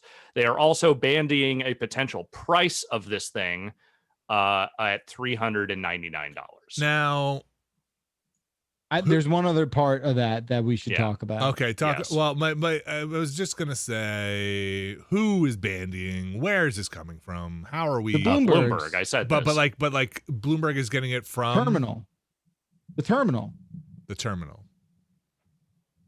Where I don't know. They're reporters. Yeah, they're talking to people. They got guys in the supply chain. There's a guy on a boat right now, full of fucking, stuck in the Suez Canal. Yeah, he's got nothing to do but talk about what's going on, what's in these boxes. All right, just curious. All right, continue, please. Well, Jeff, what did you want to say? So, did you mention and also an upgraded chip? Yes, I did say it was an upgraded NVIDIA chip. But not the GPU. They apparently there's going to also be a beefed up CPU. Okay. No, I missed that part. Maybe more memory. And there somewhere there was a rumory kind of talk about the notion of possible exclusive games for the Pro. As in games that will only run on this new hardware. That's how I understood it. Which, that's a way you can go. That's the way you can go. I feel like I've already now made the recommendation. We've switched the clock. We've now moved the clock a couple hours forward, and we are no longer recommending the current Nintendo Switch as a buy. We are now declaring it a wait and see. So if you are in the market for a Nintendo Switch, and we are to believe this report from Bloomberg, I would say, why don't you wait? You waited this long to get a Switch. You can wait a couple more months or like 7. No. And I mean, look, nothing's coming out right now. I mean, unless you're really hot for Mario Golf, you can probably wait. You could probably can it for a little bit. So what do you got? You got Switch Pro. What are they going to call this thing? Switch Plus? They haven't said. I mean, again, Nintendo has not said. They haven't said shit. They're not saying shit. I saw Grubb wrote a story, who also had a birthday this week. Happy birthday, Jeff Grubb. Oh, happy birthday. Man, it's Aries season. Yeah, I found that to be interesting. So, but Jeff Grubb's birthday is so close to yours. So close to mine. I don't know what that means. We'll unpack that at a later date. But both of my parents' birthdays are this week too. Huh. My dad's was on Monday. My mom's is today. Birthdays, Alex, you'll appreciate this. I have the same birthday as the motherfucking Undertaker. So wow. My son's birthday is coming up this week. See, this is something good's happening. My stepdad's is on Saturday. You keep going. My girlfriend's is early next week. You know what? I'm starting to think people have birthdays all the time. Yeah, weird, huh? Hey, I'm going to interject here for a second and say that Bloomberg says this is from people familiar with the matter. That is their people familiar. Look, I mean, like when you do report : you're putting a bit more behind that. Please do not report on my colon. It says, this says, I like this line, quote, said the people who asked not to be identified. Said the people. Because they say this at the same time? It's in sync? Said the people harmonized? Who asked not to be identified because the plan is not public. No, but I think the idea of, of an exclusive, I don't know. That's a tough one to split that market. That means like, you might have Nintendo make 1 or 2, or they contract a third party to make a couple of games, but I know 95% of them will not be. Yeah. But Nintendo does this all the time. This is Nintendo.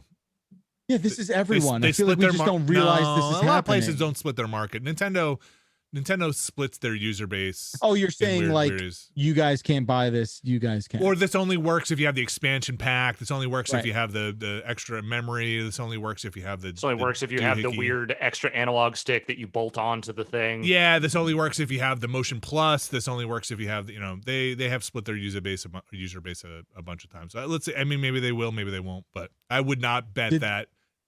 I would not place money on. Man, all the games are now for the Pro. I would bet that it's yeah, I don't think it's going to be overnight. A switch is flipped. Nice. Look at you. Very good. Very good. But I think DLSS is like the most no-brainer thing I've ever heard for a portable that looks like the Switch, for a console, for a hybrid console that the Switch is. This makes total sense. Do you know much about it? DLSS? Yeah, like do you know? I need to fucking read like a dark white magic. paper on it. It's like I don't know. I played Cyberpunk in DLSS. I mean, it seems to be this sort of like witchcraft, right? Like it does really impressive stuff. It is AI. It uses AI to sometimes have something display better in DLSS than its native display. So is it pretty much just a small? I'll read up on it, but I'll make. It's deep learning super sampling, I think is what it. Yeah, no, right. But is it mostly like it's a more complex compression algorithm that's like, hey, I can look at this image and I can. I don't know if the exact category, the right category to throw it in is compression. I don't know. Okay, I'll look at it offline. All I know is whenever I hear the term, all I want to do is just the evil scientist or Mystery Science Theater thing and just say deep learning. Does no one remember the deep herding? I remember the deep herding. I remember when NVIDIA first like briefed us on it.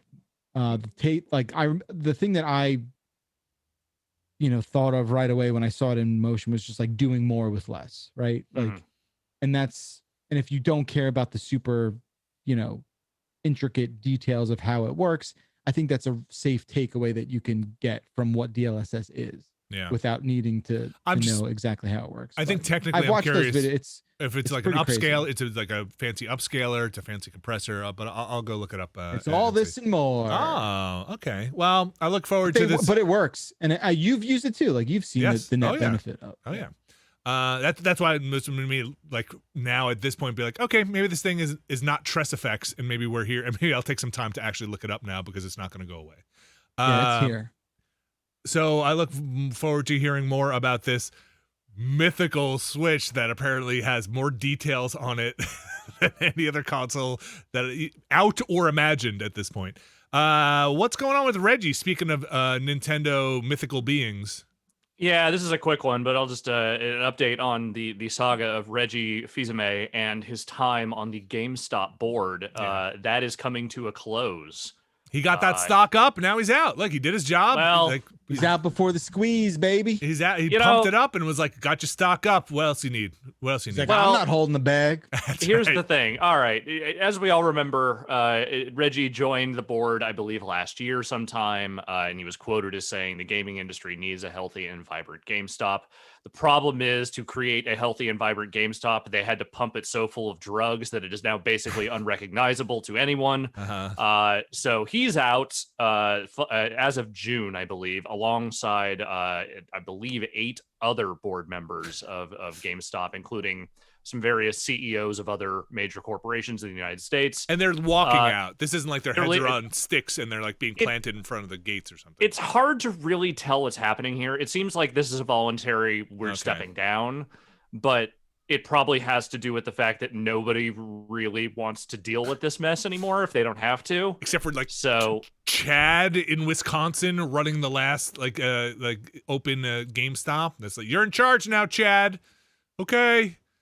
Yeah, I don't know. I mean, right. they still have a CEO as far as I know, but whatever's going on with the board there, people are jumping ship. So some kind of like Hudsucker proxy S thing happening over there. It's okay. He will find something else to go, some other board to go sit on and be very rich. So Reggie will be fine. I'm sure Reggie will be fine. I never had a doubt about Reggie. It's that GameStop I'm a little worried about.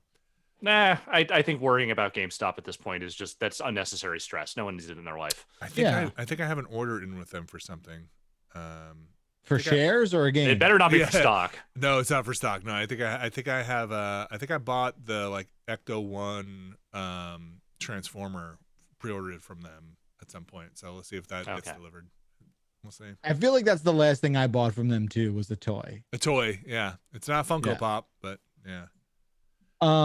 Yeah, I mean, all right, Reggie, go get him. This Reggie news has not affected their stock. It affects nothing, really. Yeah, I just like talking about Reggie because we so scarcely get to do it these days. At the risk of talking about this, where is their stock currently? Is it below where it started? It's very up and down now. It's kind of been in the hundreds for a while. It's at 178 today. It's up 50%. Okay, I don't want. All right, 50%. Yeah, I don't know. The whole stock is up 50% today, and then a couple days ago it's down 40%. So it's up with their board leaving. It is moving so much that you can't even. It's moving so much you can't even like plot a trend. It is like this. It's the sensation of being in a bounce castle that a kid vomited in. It's like things are bad, but volcano. Also it's a ride. It's just you look at it over the last month, and it looks like a fucking I don't know. Like a bad EKG like a meter. Mountain range. Yeah, like it is just the boy. All right. Well, speaking of things jettisoning and disappearing, this sucks.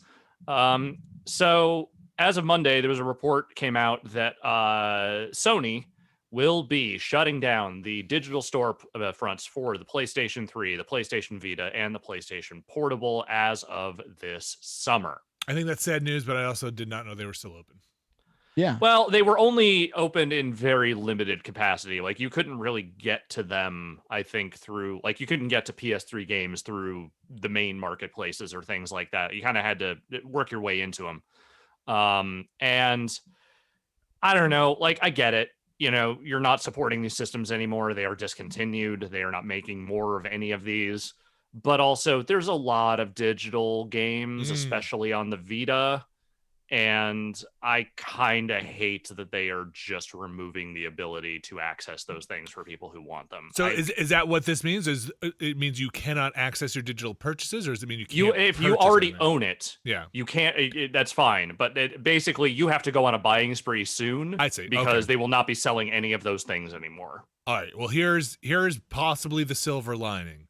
Yes, they will sell those to you on another platform. They will either because they're not right now. Some of them they will remake. They will they will take their franchises. They will put a coat of paint on it. Maybe if you're lucky. Yeah, they'll sell it to you. But that's the thing, though. Walk away from it forever. But that's the thing, though. Jim Ryan is very much not in the same ballpark as like Microsoft is when it comes to their backward compatibility and, you know, sort of the merits of keeping old games in that ecosystem. Like he's the guy who said, yeah, I watched some people play some PS2 games. I don't fucking get it. I don't understand why people would play that stuff. Yeah, I think they'll package some. Look for Frobisher says coming to PlayStation. Whatever, man. Frobisher's dead. Oh my god. Frobisher. What does that mean? Frobisher's dead. Frobisher's dead. Save me. Buy me, please. Yeah. He was free, wasn't he? Or I die. Listen, this is our digital nightmare, right? And just go buy those games. Whatever games you were thinking about buying for your PS3 or your Vita, whatever UMDs you can fucking pull off of GameFly's, closing fucking closeout sales. Just get whatever you can, man. That shit's all going away. Yeah. Okay. But one thing Sony is also doing that does not involve shutting things down, is in fact an investment. This happened, I think, the day after we did the Beastcast last week. Sony is buying EVO, the fighting game tournament. There you go. That'll come to a PSP. Just EVO. Just EVO. Yeah. It's got all of EVO. So they're buying EVO. Yes, them and a company called RTS, which I believe is an esports organization. They've basically created a co-investment where they are now the co-owners of the EVO fighting games tournament. Was EVO independent before this? Technically, yes, I believe it was. Okay. Are they going to have to play on Sony platforms from now on?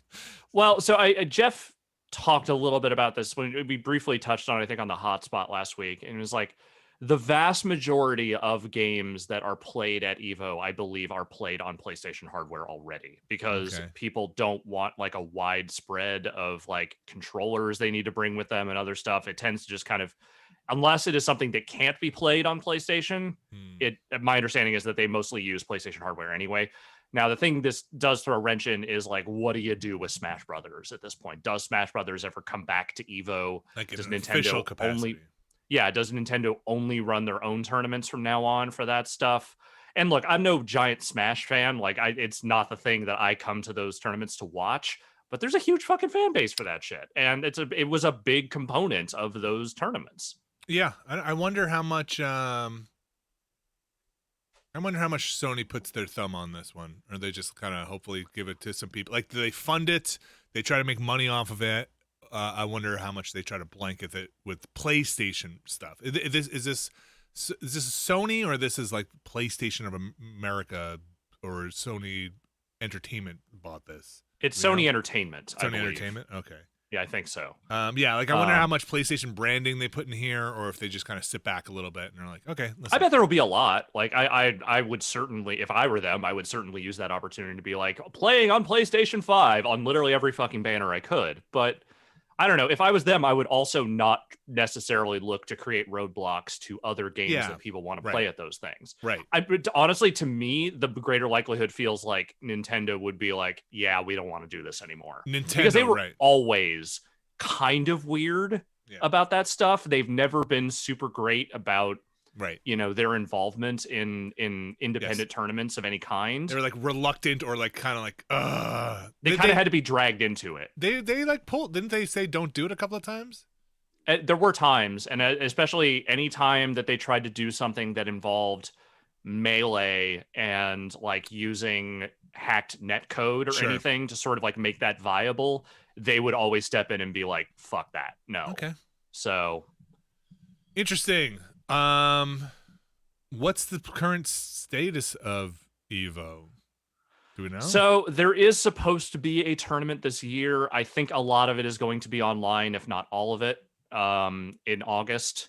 And they've announced a few of the games that will be there, which are just some of the kind of the obvious heavy hitters. Okay. PlayStation All-Stars headlining. Weird. Obviously. Look, now is the time. If ever there was a time for them to bring back PlayStation All-Stars, this is their day. What's that car combat one that just came out on PlayStation? The Destruction All-Stars? Yeah, that's in there. Weird lineup this year. Yeah. All right. Evo. These last few are just some quickies here. There's new Hitman 3 DLC that has been announced. Okay. It is a series of new missions.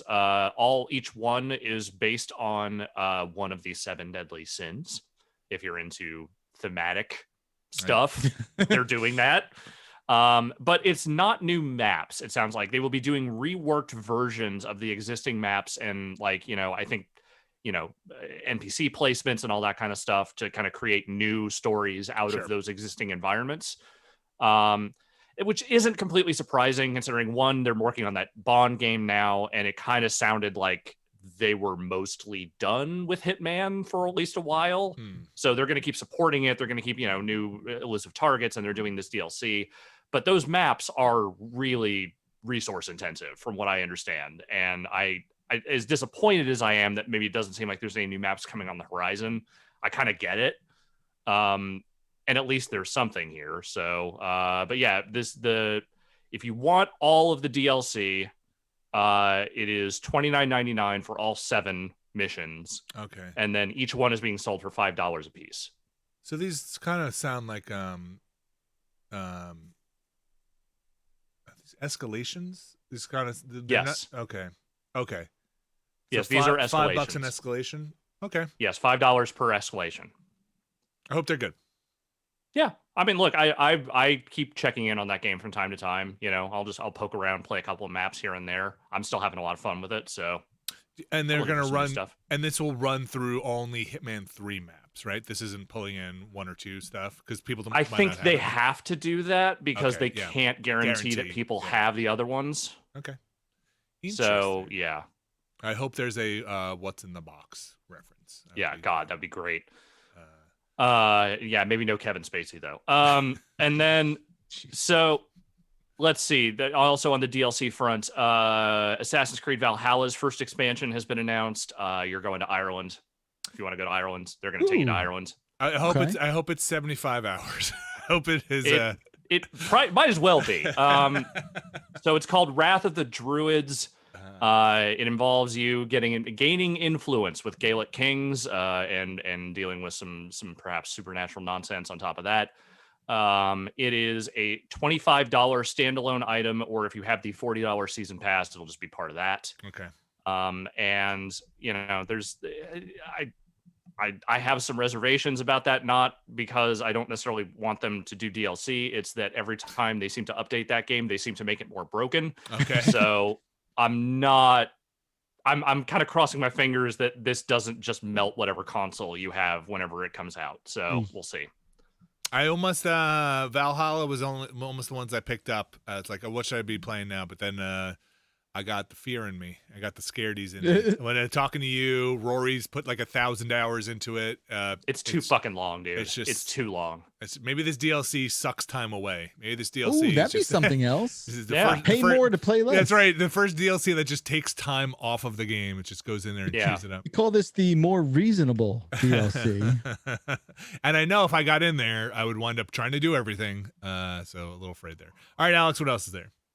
A couple of last quick hits here. Humankind, which is the Civ-like that was announced a little while back, that had some, I'd say it had some very promising looking notions about how to kind of do a slightly different spin on Civ. That was supposed to come out next month, but it has been delayed, albeit not a terrible delay. It is coming to PC and Stadia. On August 17th instead. So it will still come this year, but it is not coming out next month. Okay.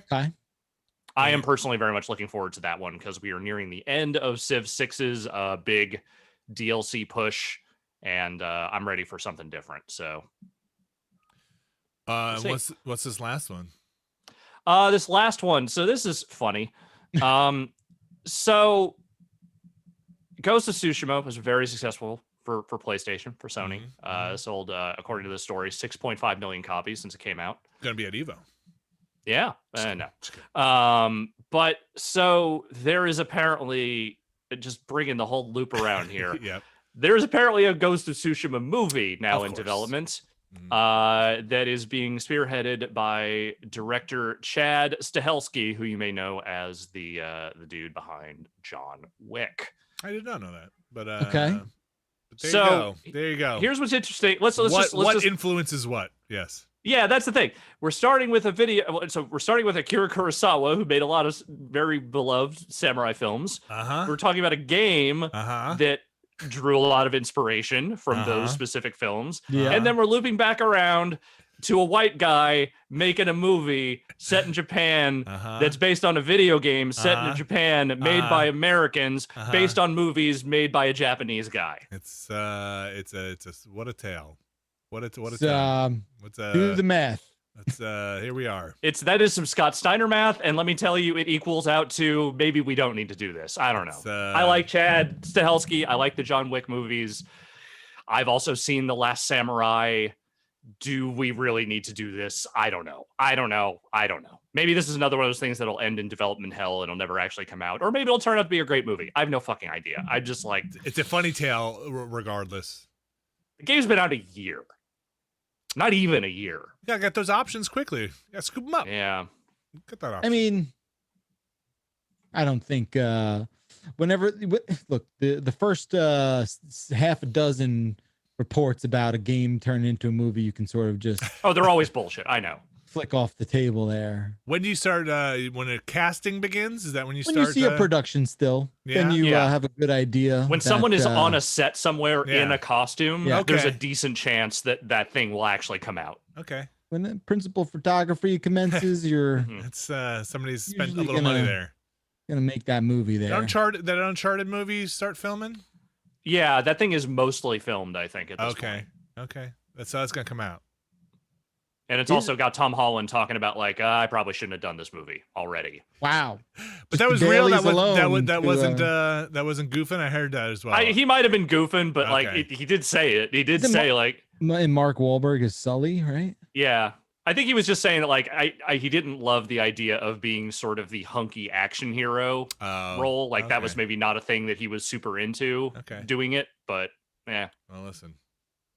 What you signed up for, bro. That's right. That's right. Come on. You gotta be a BMI. You gotta be a BMI like me. What are you gonna do? It's just hunks for just people want to cast you. I mean, this is a whole podcast full of hunks. We all know that. That's right. That's right. We're a hunk qualified endorsed podcast. I got 2 hunks hanging off my hips, trying to lose. So we go into. Should we go? There's a movie where a guy deals with that. Oh, gross! Called Seven. Stop! No, Alex. What? Alex. Greed is the first DLC. Put it back in the box. Put it in the box. All right, we're gonna go take another break here. We'll be back. Oh, gotta bring this thing back up. We're gonna be back in a little. Alex, what did you do? And I'm crossing 7 with. What did you do? Ray Liotta in. In Goodfellas. Goodfellas, yeah. Yeah. What did you do? Karen, what did you do? I don't know. Here we go. Coming in. What did you do? Oh, my favorite scene. A lot of yelling in that movie. Oh, so my much gosh. yelling. Ryan Davis and I would just scream that back and forth in the office for 5 minutes. What? I don't know. So much yelling. What did you do? All right. We're going to take a break. So much yelling. Okay. There we go. I'm sure my kids are very happy with all this. Here we go. We're going to take a break. We'll be right back.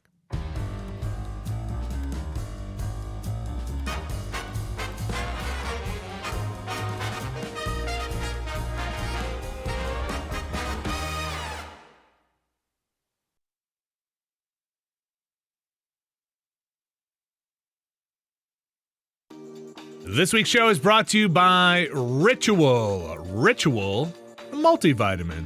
It's good to know where your multivitamin, what's in it and where that stuff comes from. Jeff Bakalar, would you agree? Yes, that seems like important details about a thing you might put inside your body. Yes, I want the good stuff inside my body. I want to keep the bad stuff outside my body. Ritual here, they're not putting sugars. They're not putting GMOs. They're not putting major allergens, synthetic fillers, artificial colorants. That's what it all says here. Jeff Bakalar, you have some of the Ritual multivitamins. What do you have to say? I had a doctor visit many years ago. My doctor grabbed me by the ears. He brought me right up to his face and he said, Jeff, you don't have enough vitamin D in your body. You need to take more vitamin D. Turns out Ritual has vitamin D and a whole lot more for your body. Apparently they're minty as well. Yes, they're minty. There's some sort of mint contraption inside this thing. When you open it up, it's like opening up a new thing of toothpaste. So if you ever wanted a daily vitamin to smell like that, here it is. Jeff Bakalar, I am no doctor, so I'm going to say if you have questions about your body and Ritual, you should ask your doctor. Certainly. I don't know. I'm reading the copy. So don't ask me. Ritual is a multivitamin and it contains key nutrients and forms your body can actually use to help fill gaps in the diet. No shady extras. That's actually good. I don't like shady extras. Ritual's delayed release capsule design delivers high quality nutrients, including vitamin D3 in just 2 daily pills. You'll always know what nutrients you're taking and where they come from thanks to Ritual's one-of-a-kind visible supply chain. And it's not just that 18 plus that Jeff mentioned. It's now available for women, men, and teens. Ritual multivitamins are scientifically developed to help support different life stages. Your multivitamins are delivered to your door every month with free shipping. You can start, snooze, or cancel your subscription at any time. And if you don't love Ritual within your first month, they'll refund your first order. To get these key nutrients without the BS, Ritual is offering Beastcast listeners 10% off during your first 3 months. You can visit ritual.com/beast. That's Ritual, RITUAL.com/beast, BEAST, to start your Ritual today. Thanks, Ritual.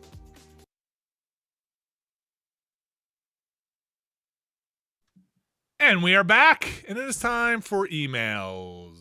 Let's get I'm excited. It's not time for emails. No, it's time for the emails because we wanted to talk about how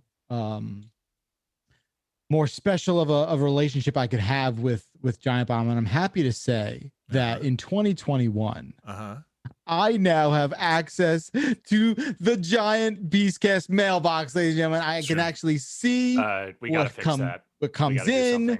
I get notifications every time one of these emails come in. I cannot believe how many there actually are. You guys didn't tell me this. Can you get IT on the phone? So so when I was out, I wanted a change in 2021, and here it is. So when I was out, because I'm such a good person, I messaged IT because I knew I was going to be out, and I said, so I'm going to be out. Hey, because Alex, you were the only one who had access, and I was like, well, I'm going to make sure that Alex isn't the only one who has to pull emails.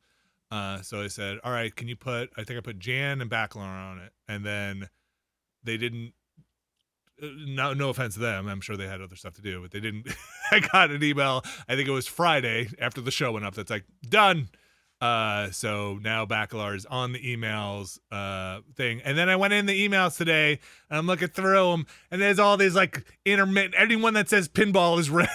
anyone that said pinball is like marked as red. I'm like, well, now you're just, so now Backlar, you can help us out and pull emails every week.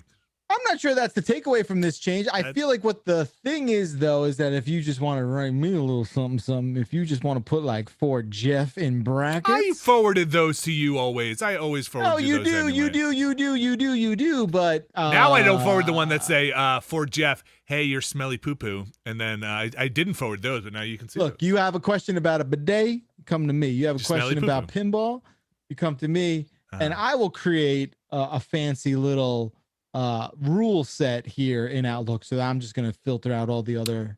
So you don't junk. Oh, all the other Beastcast emails. Okay, that's not what I meant. That came off the wrong way. Yeah. So next week, Backlar is pulling emails. This was my actual. This was my plan. I thought that's not official yet. I thought we had to wait on something. Access to the inbox. So congratulations, you got it. You got it. All right. If you have an email and you want to send it to, get to fucking work. If you got an email and you want Backlar to read it, probably in the background, you can also right click on those and say mark as unread, so you make my life a little easier when I'm going through it and be like, did I look at this one already? You could do that, but you didn't. I don't know. Also, maybe your brain works the right way and you just like remember things you already read before. There's like hundreds of emails in there. How am I supposed to know? I know. I was impressed. I was impressed with the quantity. Anyway, if you want to send an email to us, you can send it to beastcast@giantbomb.com. That's beastcast@giantbomb.com. Don't send an email that says Backlar smells like poop. I don't want to read it. No, just brackets again, guys. Before he talks again, in brackets for Jeff. Just do it. Okay. You'll get right to me. I'll write you right back. All right. I need to change the password on this inbox. All right. I did not need it. For the record, I did not. Hey, I got one already.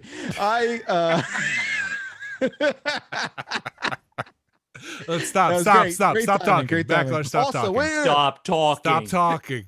I didn't need a password to get in here. That is why would you say that live on the air? Why would you say that as a thing that you would say live on the air? What are you talking about? How does that? Oh, someone out there being like, yes, apparently once I'm signed. Oh, goody gumdrops. Consider Beastcast hacked. It's a list of people that can access the inbox. You think they put them? Think IT guys put themselves on that list? Or like, look at this fucking email. Look at these fucking people. Look, they got DLSS wrong again. Think they're important. Look at these fucking people. Somebody must have been talking shit about Superman again. All right. If you got an email, send it to beastcast@giantbomb.com. Beastcast@giantbomb.com. Remember, no password. This first one coming in from Steven. You can tell I picked him this week, so I'm going to read this one. Actually, Alex, why don't you read this one from Steven? Okay. First one here from Steven. Hey, Beast Crew. Ever since Vinny said he started playing Destiny 2 again, I've been wondering nonstop about his choices in game. What class? Hunter, Titan, Warlock. Do you play? What class do you play? And what are your favorite subclasses to use? Golden Gun, Giant Void Bomb of Death, running around covered in arc energy, etc. Thoughts on the current season's story? For the rest of the crew, what classes do you play if you still dip in to Destiny 2? Let's start with you, Vinny, since you were the target of this email. What a great email. Good job, Jeff. Thanks for pulling that one. So I play as a Warlock. I've been really loving that Malfeasance hand cannon. I think it is a great gun. I usually run that and an SMG Lonesome. I can't remember the other SMG I usually run with, but that is that's my slot there. And then I run around with the guillotine sword mostly, unless I'm switching over to a heavy machine gun or something in my big boy slot. I run Void mostly, but now that they have fleshed out the stasis stuff, I actually am starting to enjoy stasis a little bit more.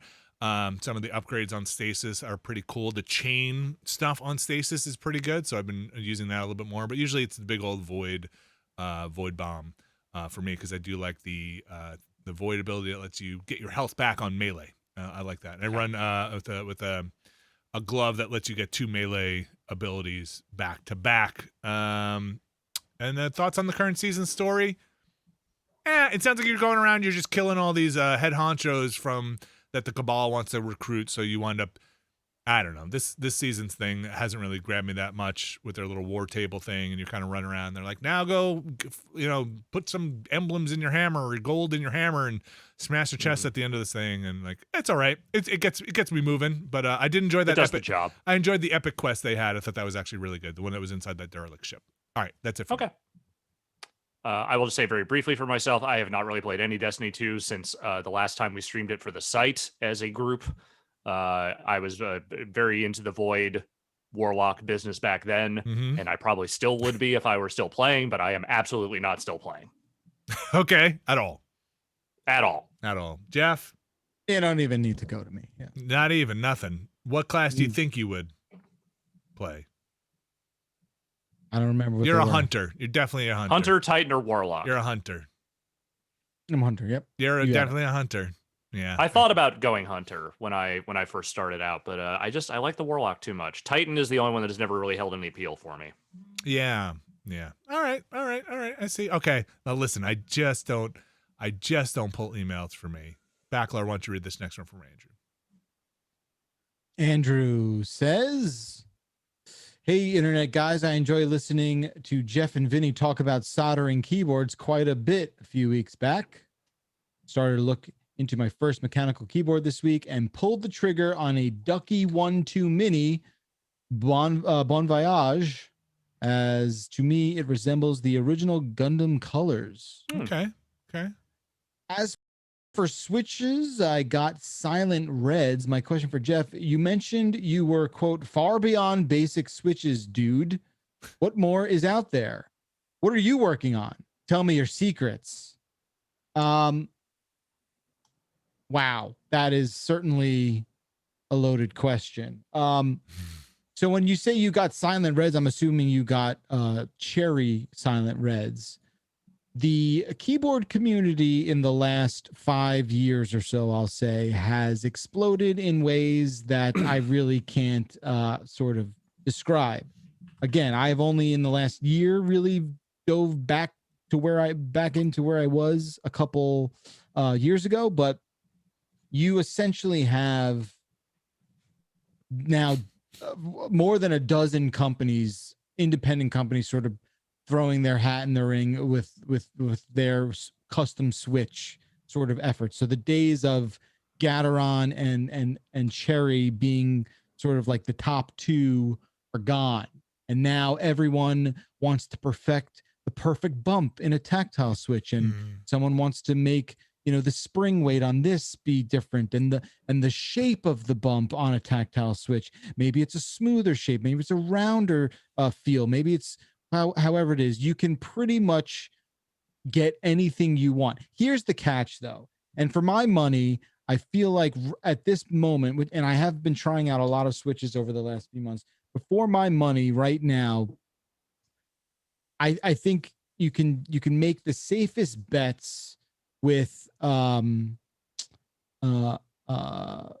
a company called Novel Keys. They make switches that I really like. They're usually abbreviated NK. There's a company called Zeal that makes more expensive switches. They're Canadian based.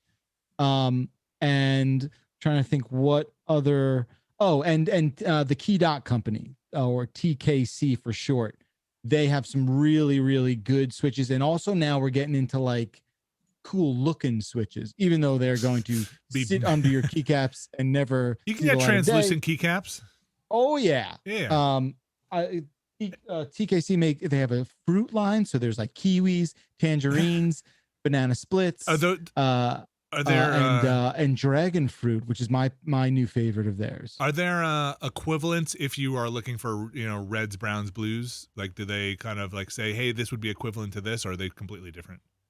Yeah, there's different. I mean, you can get like the 1-to-1 comparison. There's plenty of like information, Okay. wikis that show you like spring weight and then actuation, and you can sort of find the one you want. I mean, but a lot of these people will lube them now, so you take them apart and you lube them. But this is like what a dragon fruit. He's holding up a little like, switch, a little pink, switch. Let's click it near the mic. Does it have a click?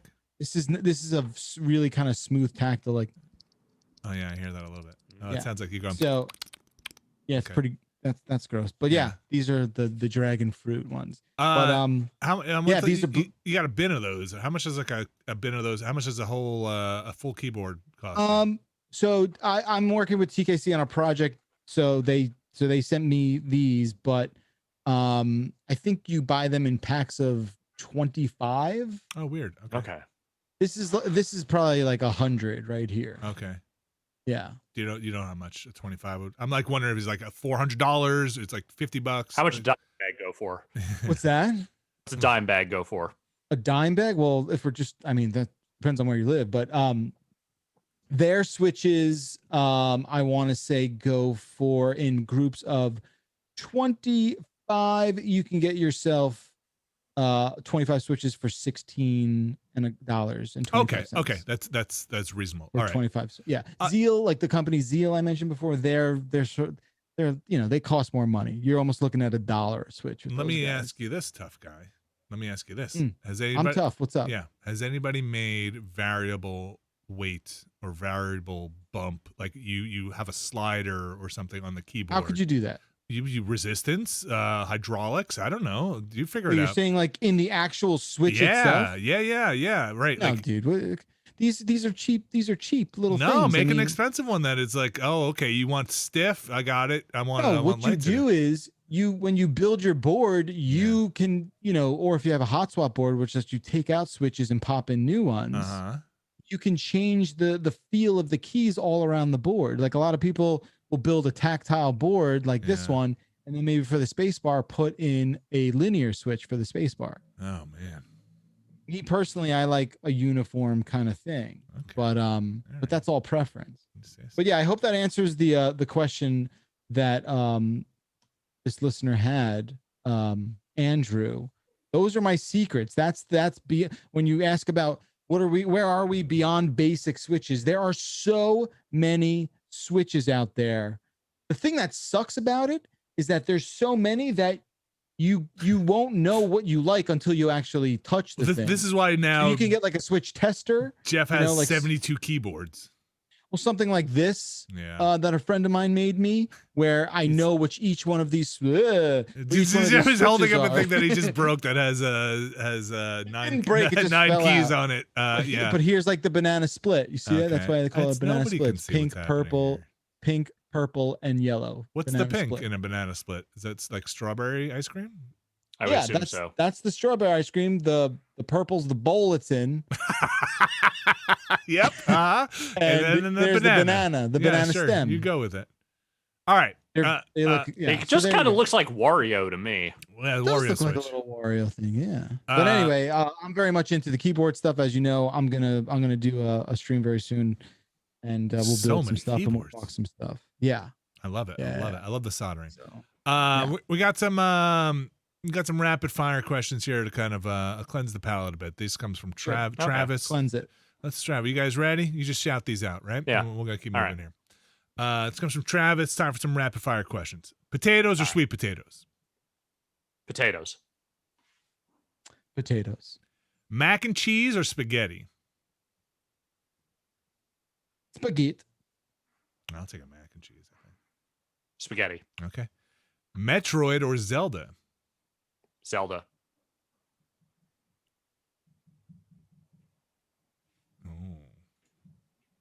Rapid fire. These are two choose your children, man. Immovable forces. Metroid. Okay. Outer space or the ocean? Outer space. Outer space. Okay. Ketchup or marinara? Wait, Marinara. you should not be using those interchangeably. Yeah, Those do not. You really should not be putting ketchup on things you would use marinara for. Yeah. That's not a good idea. Yeah, but I mean, ketchup and mustard would be the same thing. I think But ketchup, marinara and mustard would not. I want to say Right, I'm ketchup's saying. more versatile, but I would miss marinara more. If it Yeah, marinara Yeah, is that's- more special to me. That's how I would go as well. Christmas. And you could dip fries in marinara and be just fine. Christmas. Oh, I know this Backlar's answer on this. Christmas or Halloween? Halloween. Halloween. Okay, wow. Kojima or Levine? You gotta Can I pick just one. go? Can I just leave? Probably I- Kojima, I guess. In a Yeah, knife I'll- fight. Right. What is that question? I guess I don't know which developer is more. I don't know. Just Do I have to answer it? No, we can I mean, pass I'll quickly. say, pass. Tortilla or potato chips? Potato chips. Tortilla. Okay. Nunchucks or bow staff? Nunchucks. I'll go bow staff. Both I would injure myself terribly with. Maybe slightly less with the bow staff, so I'll go with that. Fruits or vegetables? Fruits. Fruits. Yeah. But Pizza. I love veggies. Don't get me wrong. Pizza or tacos? Oh Pizza. boy. That's a tough one. It's a tough one. I said Pete's, and then Yeah. I was like, oh, Oh, maybe taco. I know. Yeah. I think I might go These pizza. these are like, if you had to pick my food pyramid, these both sit at the top of the food pyramid. They are the ones that are pointing toward Ra to to worship. So it's very hard to choose. I'm just going to be slightly off, just to be dissenting. I'll say tacos, Okay. but they're both amazing food. I would trade almost all the other food in the world for both. They are very good. They're very good. Okay. Here's another rapid fire one I'm just going to read because it always feels good to be able to just answer a question that we get. This one comes in from Chemo from Phoenix, Arizona. Vinny, I would also like to say you didn't answer a lot of those. No, I did Yeah, not. why are you disqualified? Because I was reading them and then wanted them to be rapid fire. Yeah. All right. It's a mystery. We'll never know. Metroid or Zelda, we'll never know where I fall. Yeah. Uh, Keep me up tonight. Kima says, I recently picked up a cheap little Cheetor Beast Wars Transformer from my local grocery store on a whim, and now I'm flooded with nostalgia.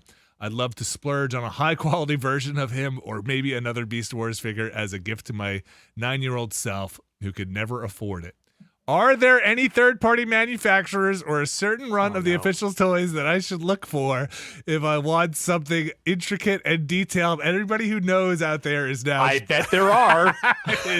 is just shaking their head, is maybe saying, Vinny, don't answer this question. Just say no. Just say no. Yeah. Just say That's no. The responsible thing to do is say no. Just say no. But what I'm going to say is the answer is you're looking for Masterpiece MP34 Cheetor, which is the actual Takara Tomy Hasbro Masterpiece line.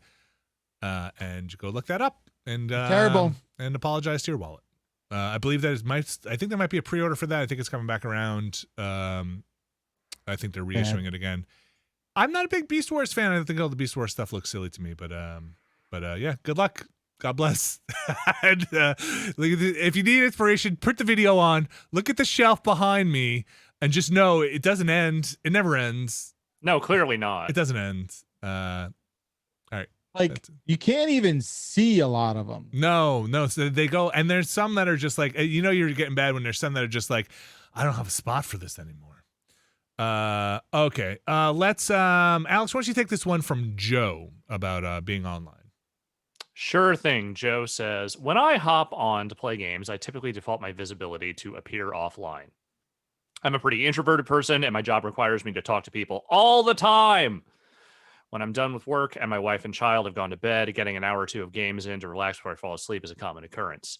I get anxious receiving game invites from friends because while I love and adore my friends, playing games doesn't have to have that same recharging effect when I have to be on mic holding a conversation. So rather than deciding if I'm going to ignore the invite or tell them thanks but no thanks or something, I just stick to appear offline most of the time. My question, how do you approach your visibility or online status when you want to play something alone? If you keep your visibility set to online, how do you handle invites from others when you don't want to play a game with them at that time? How often do you appear as offline, Alex? Frequently. I do because Me too.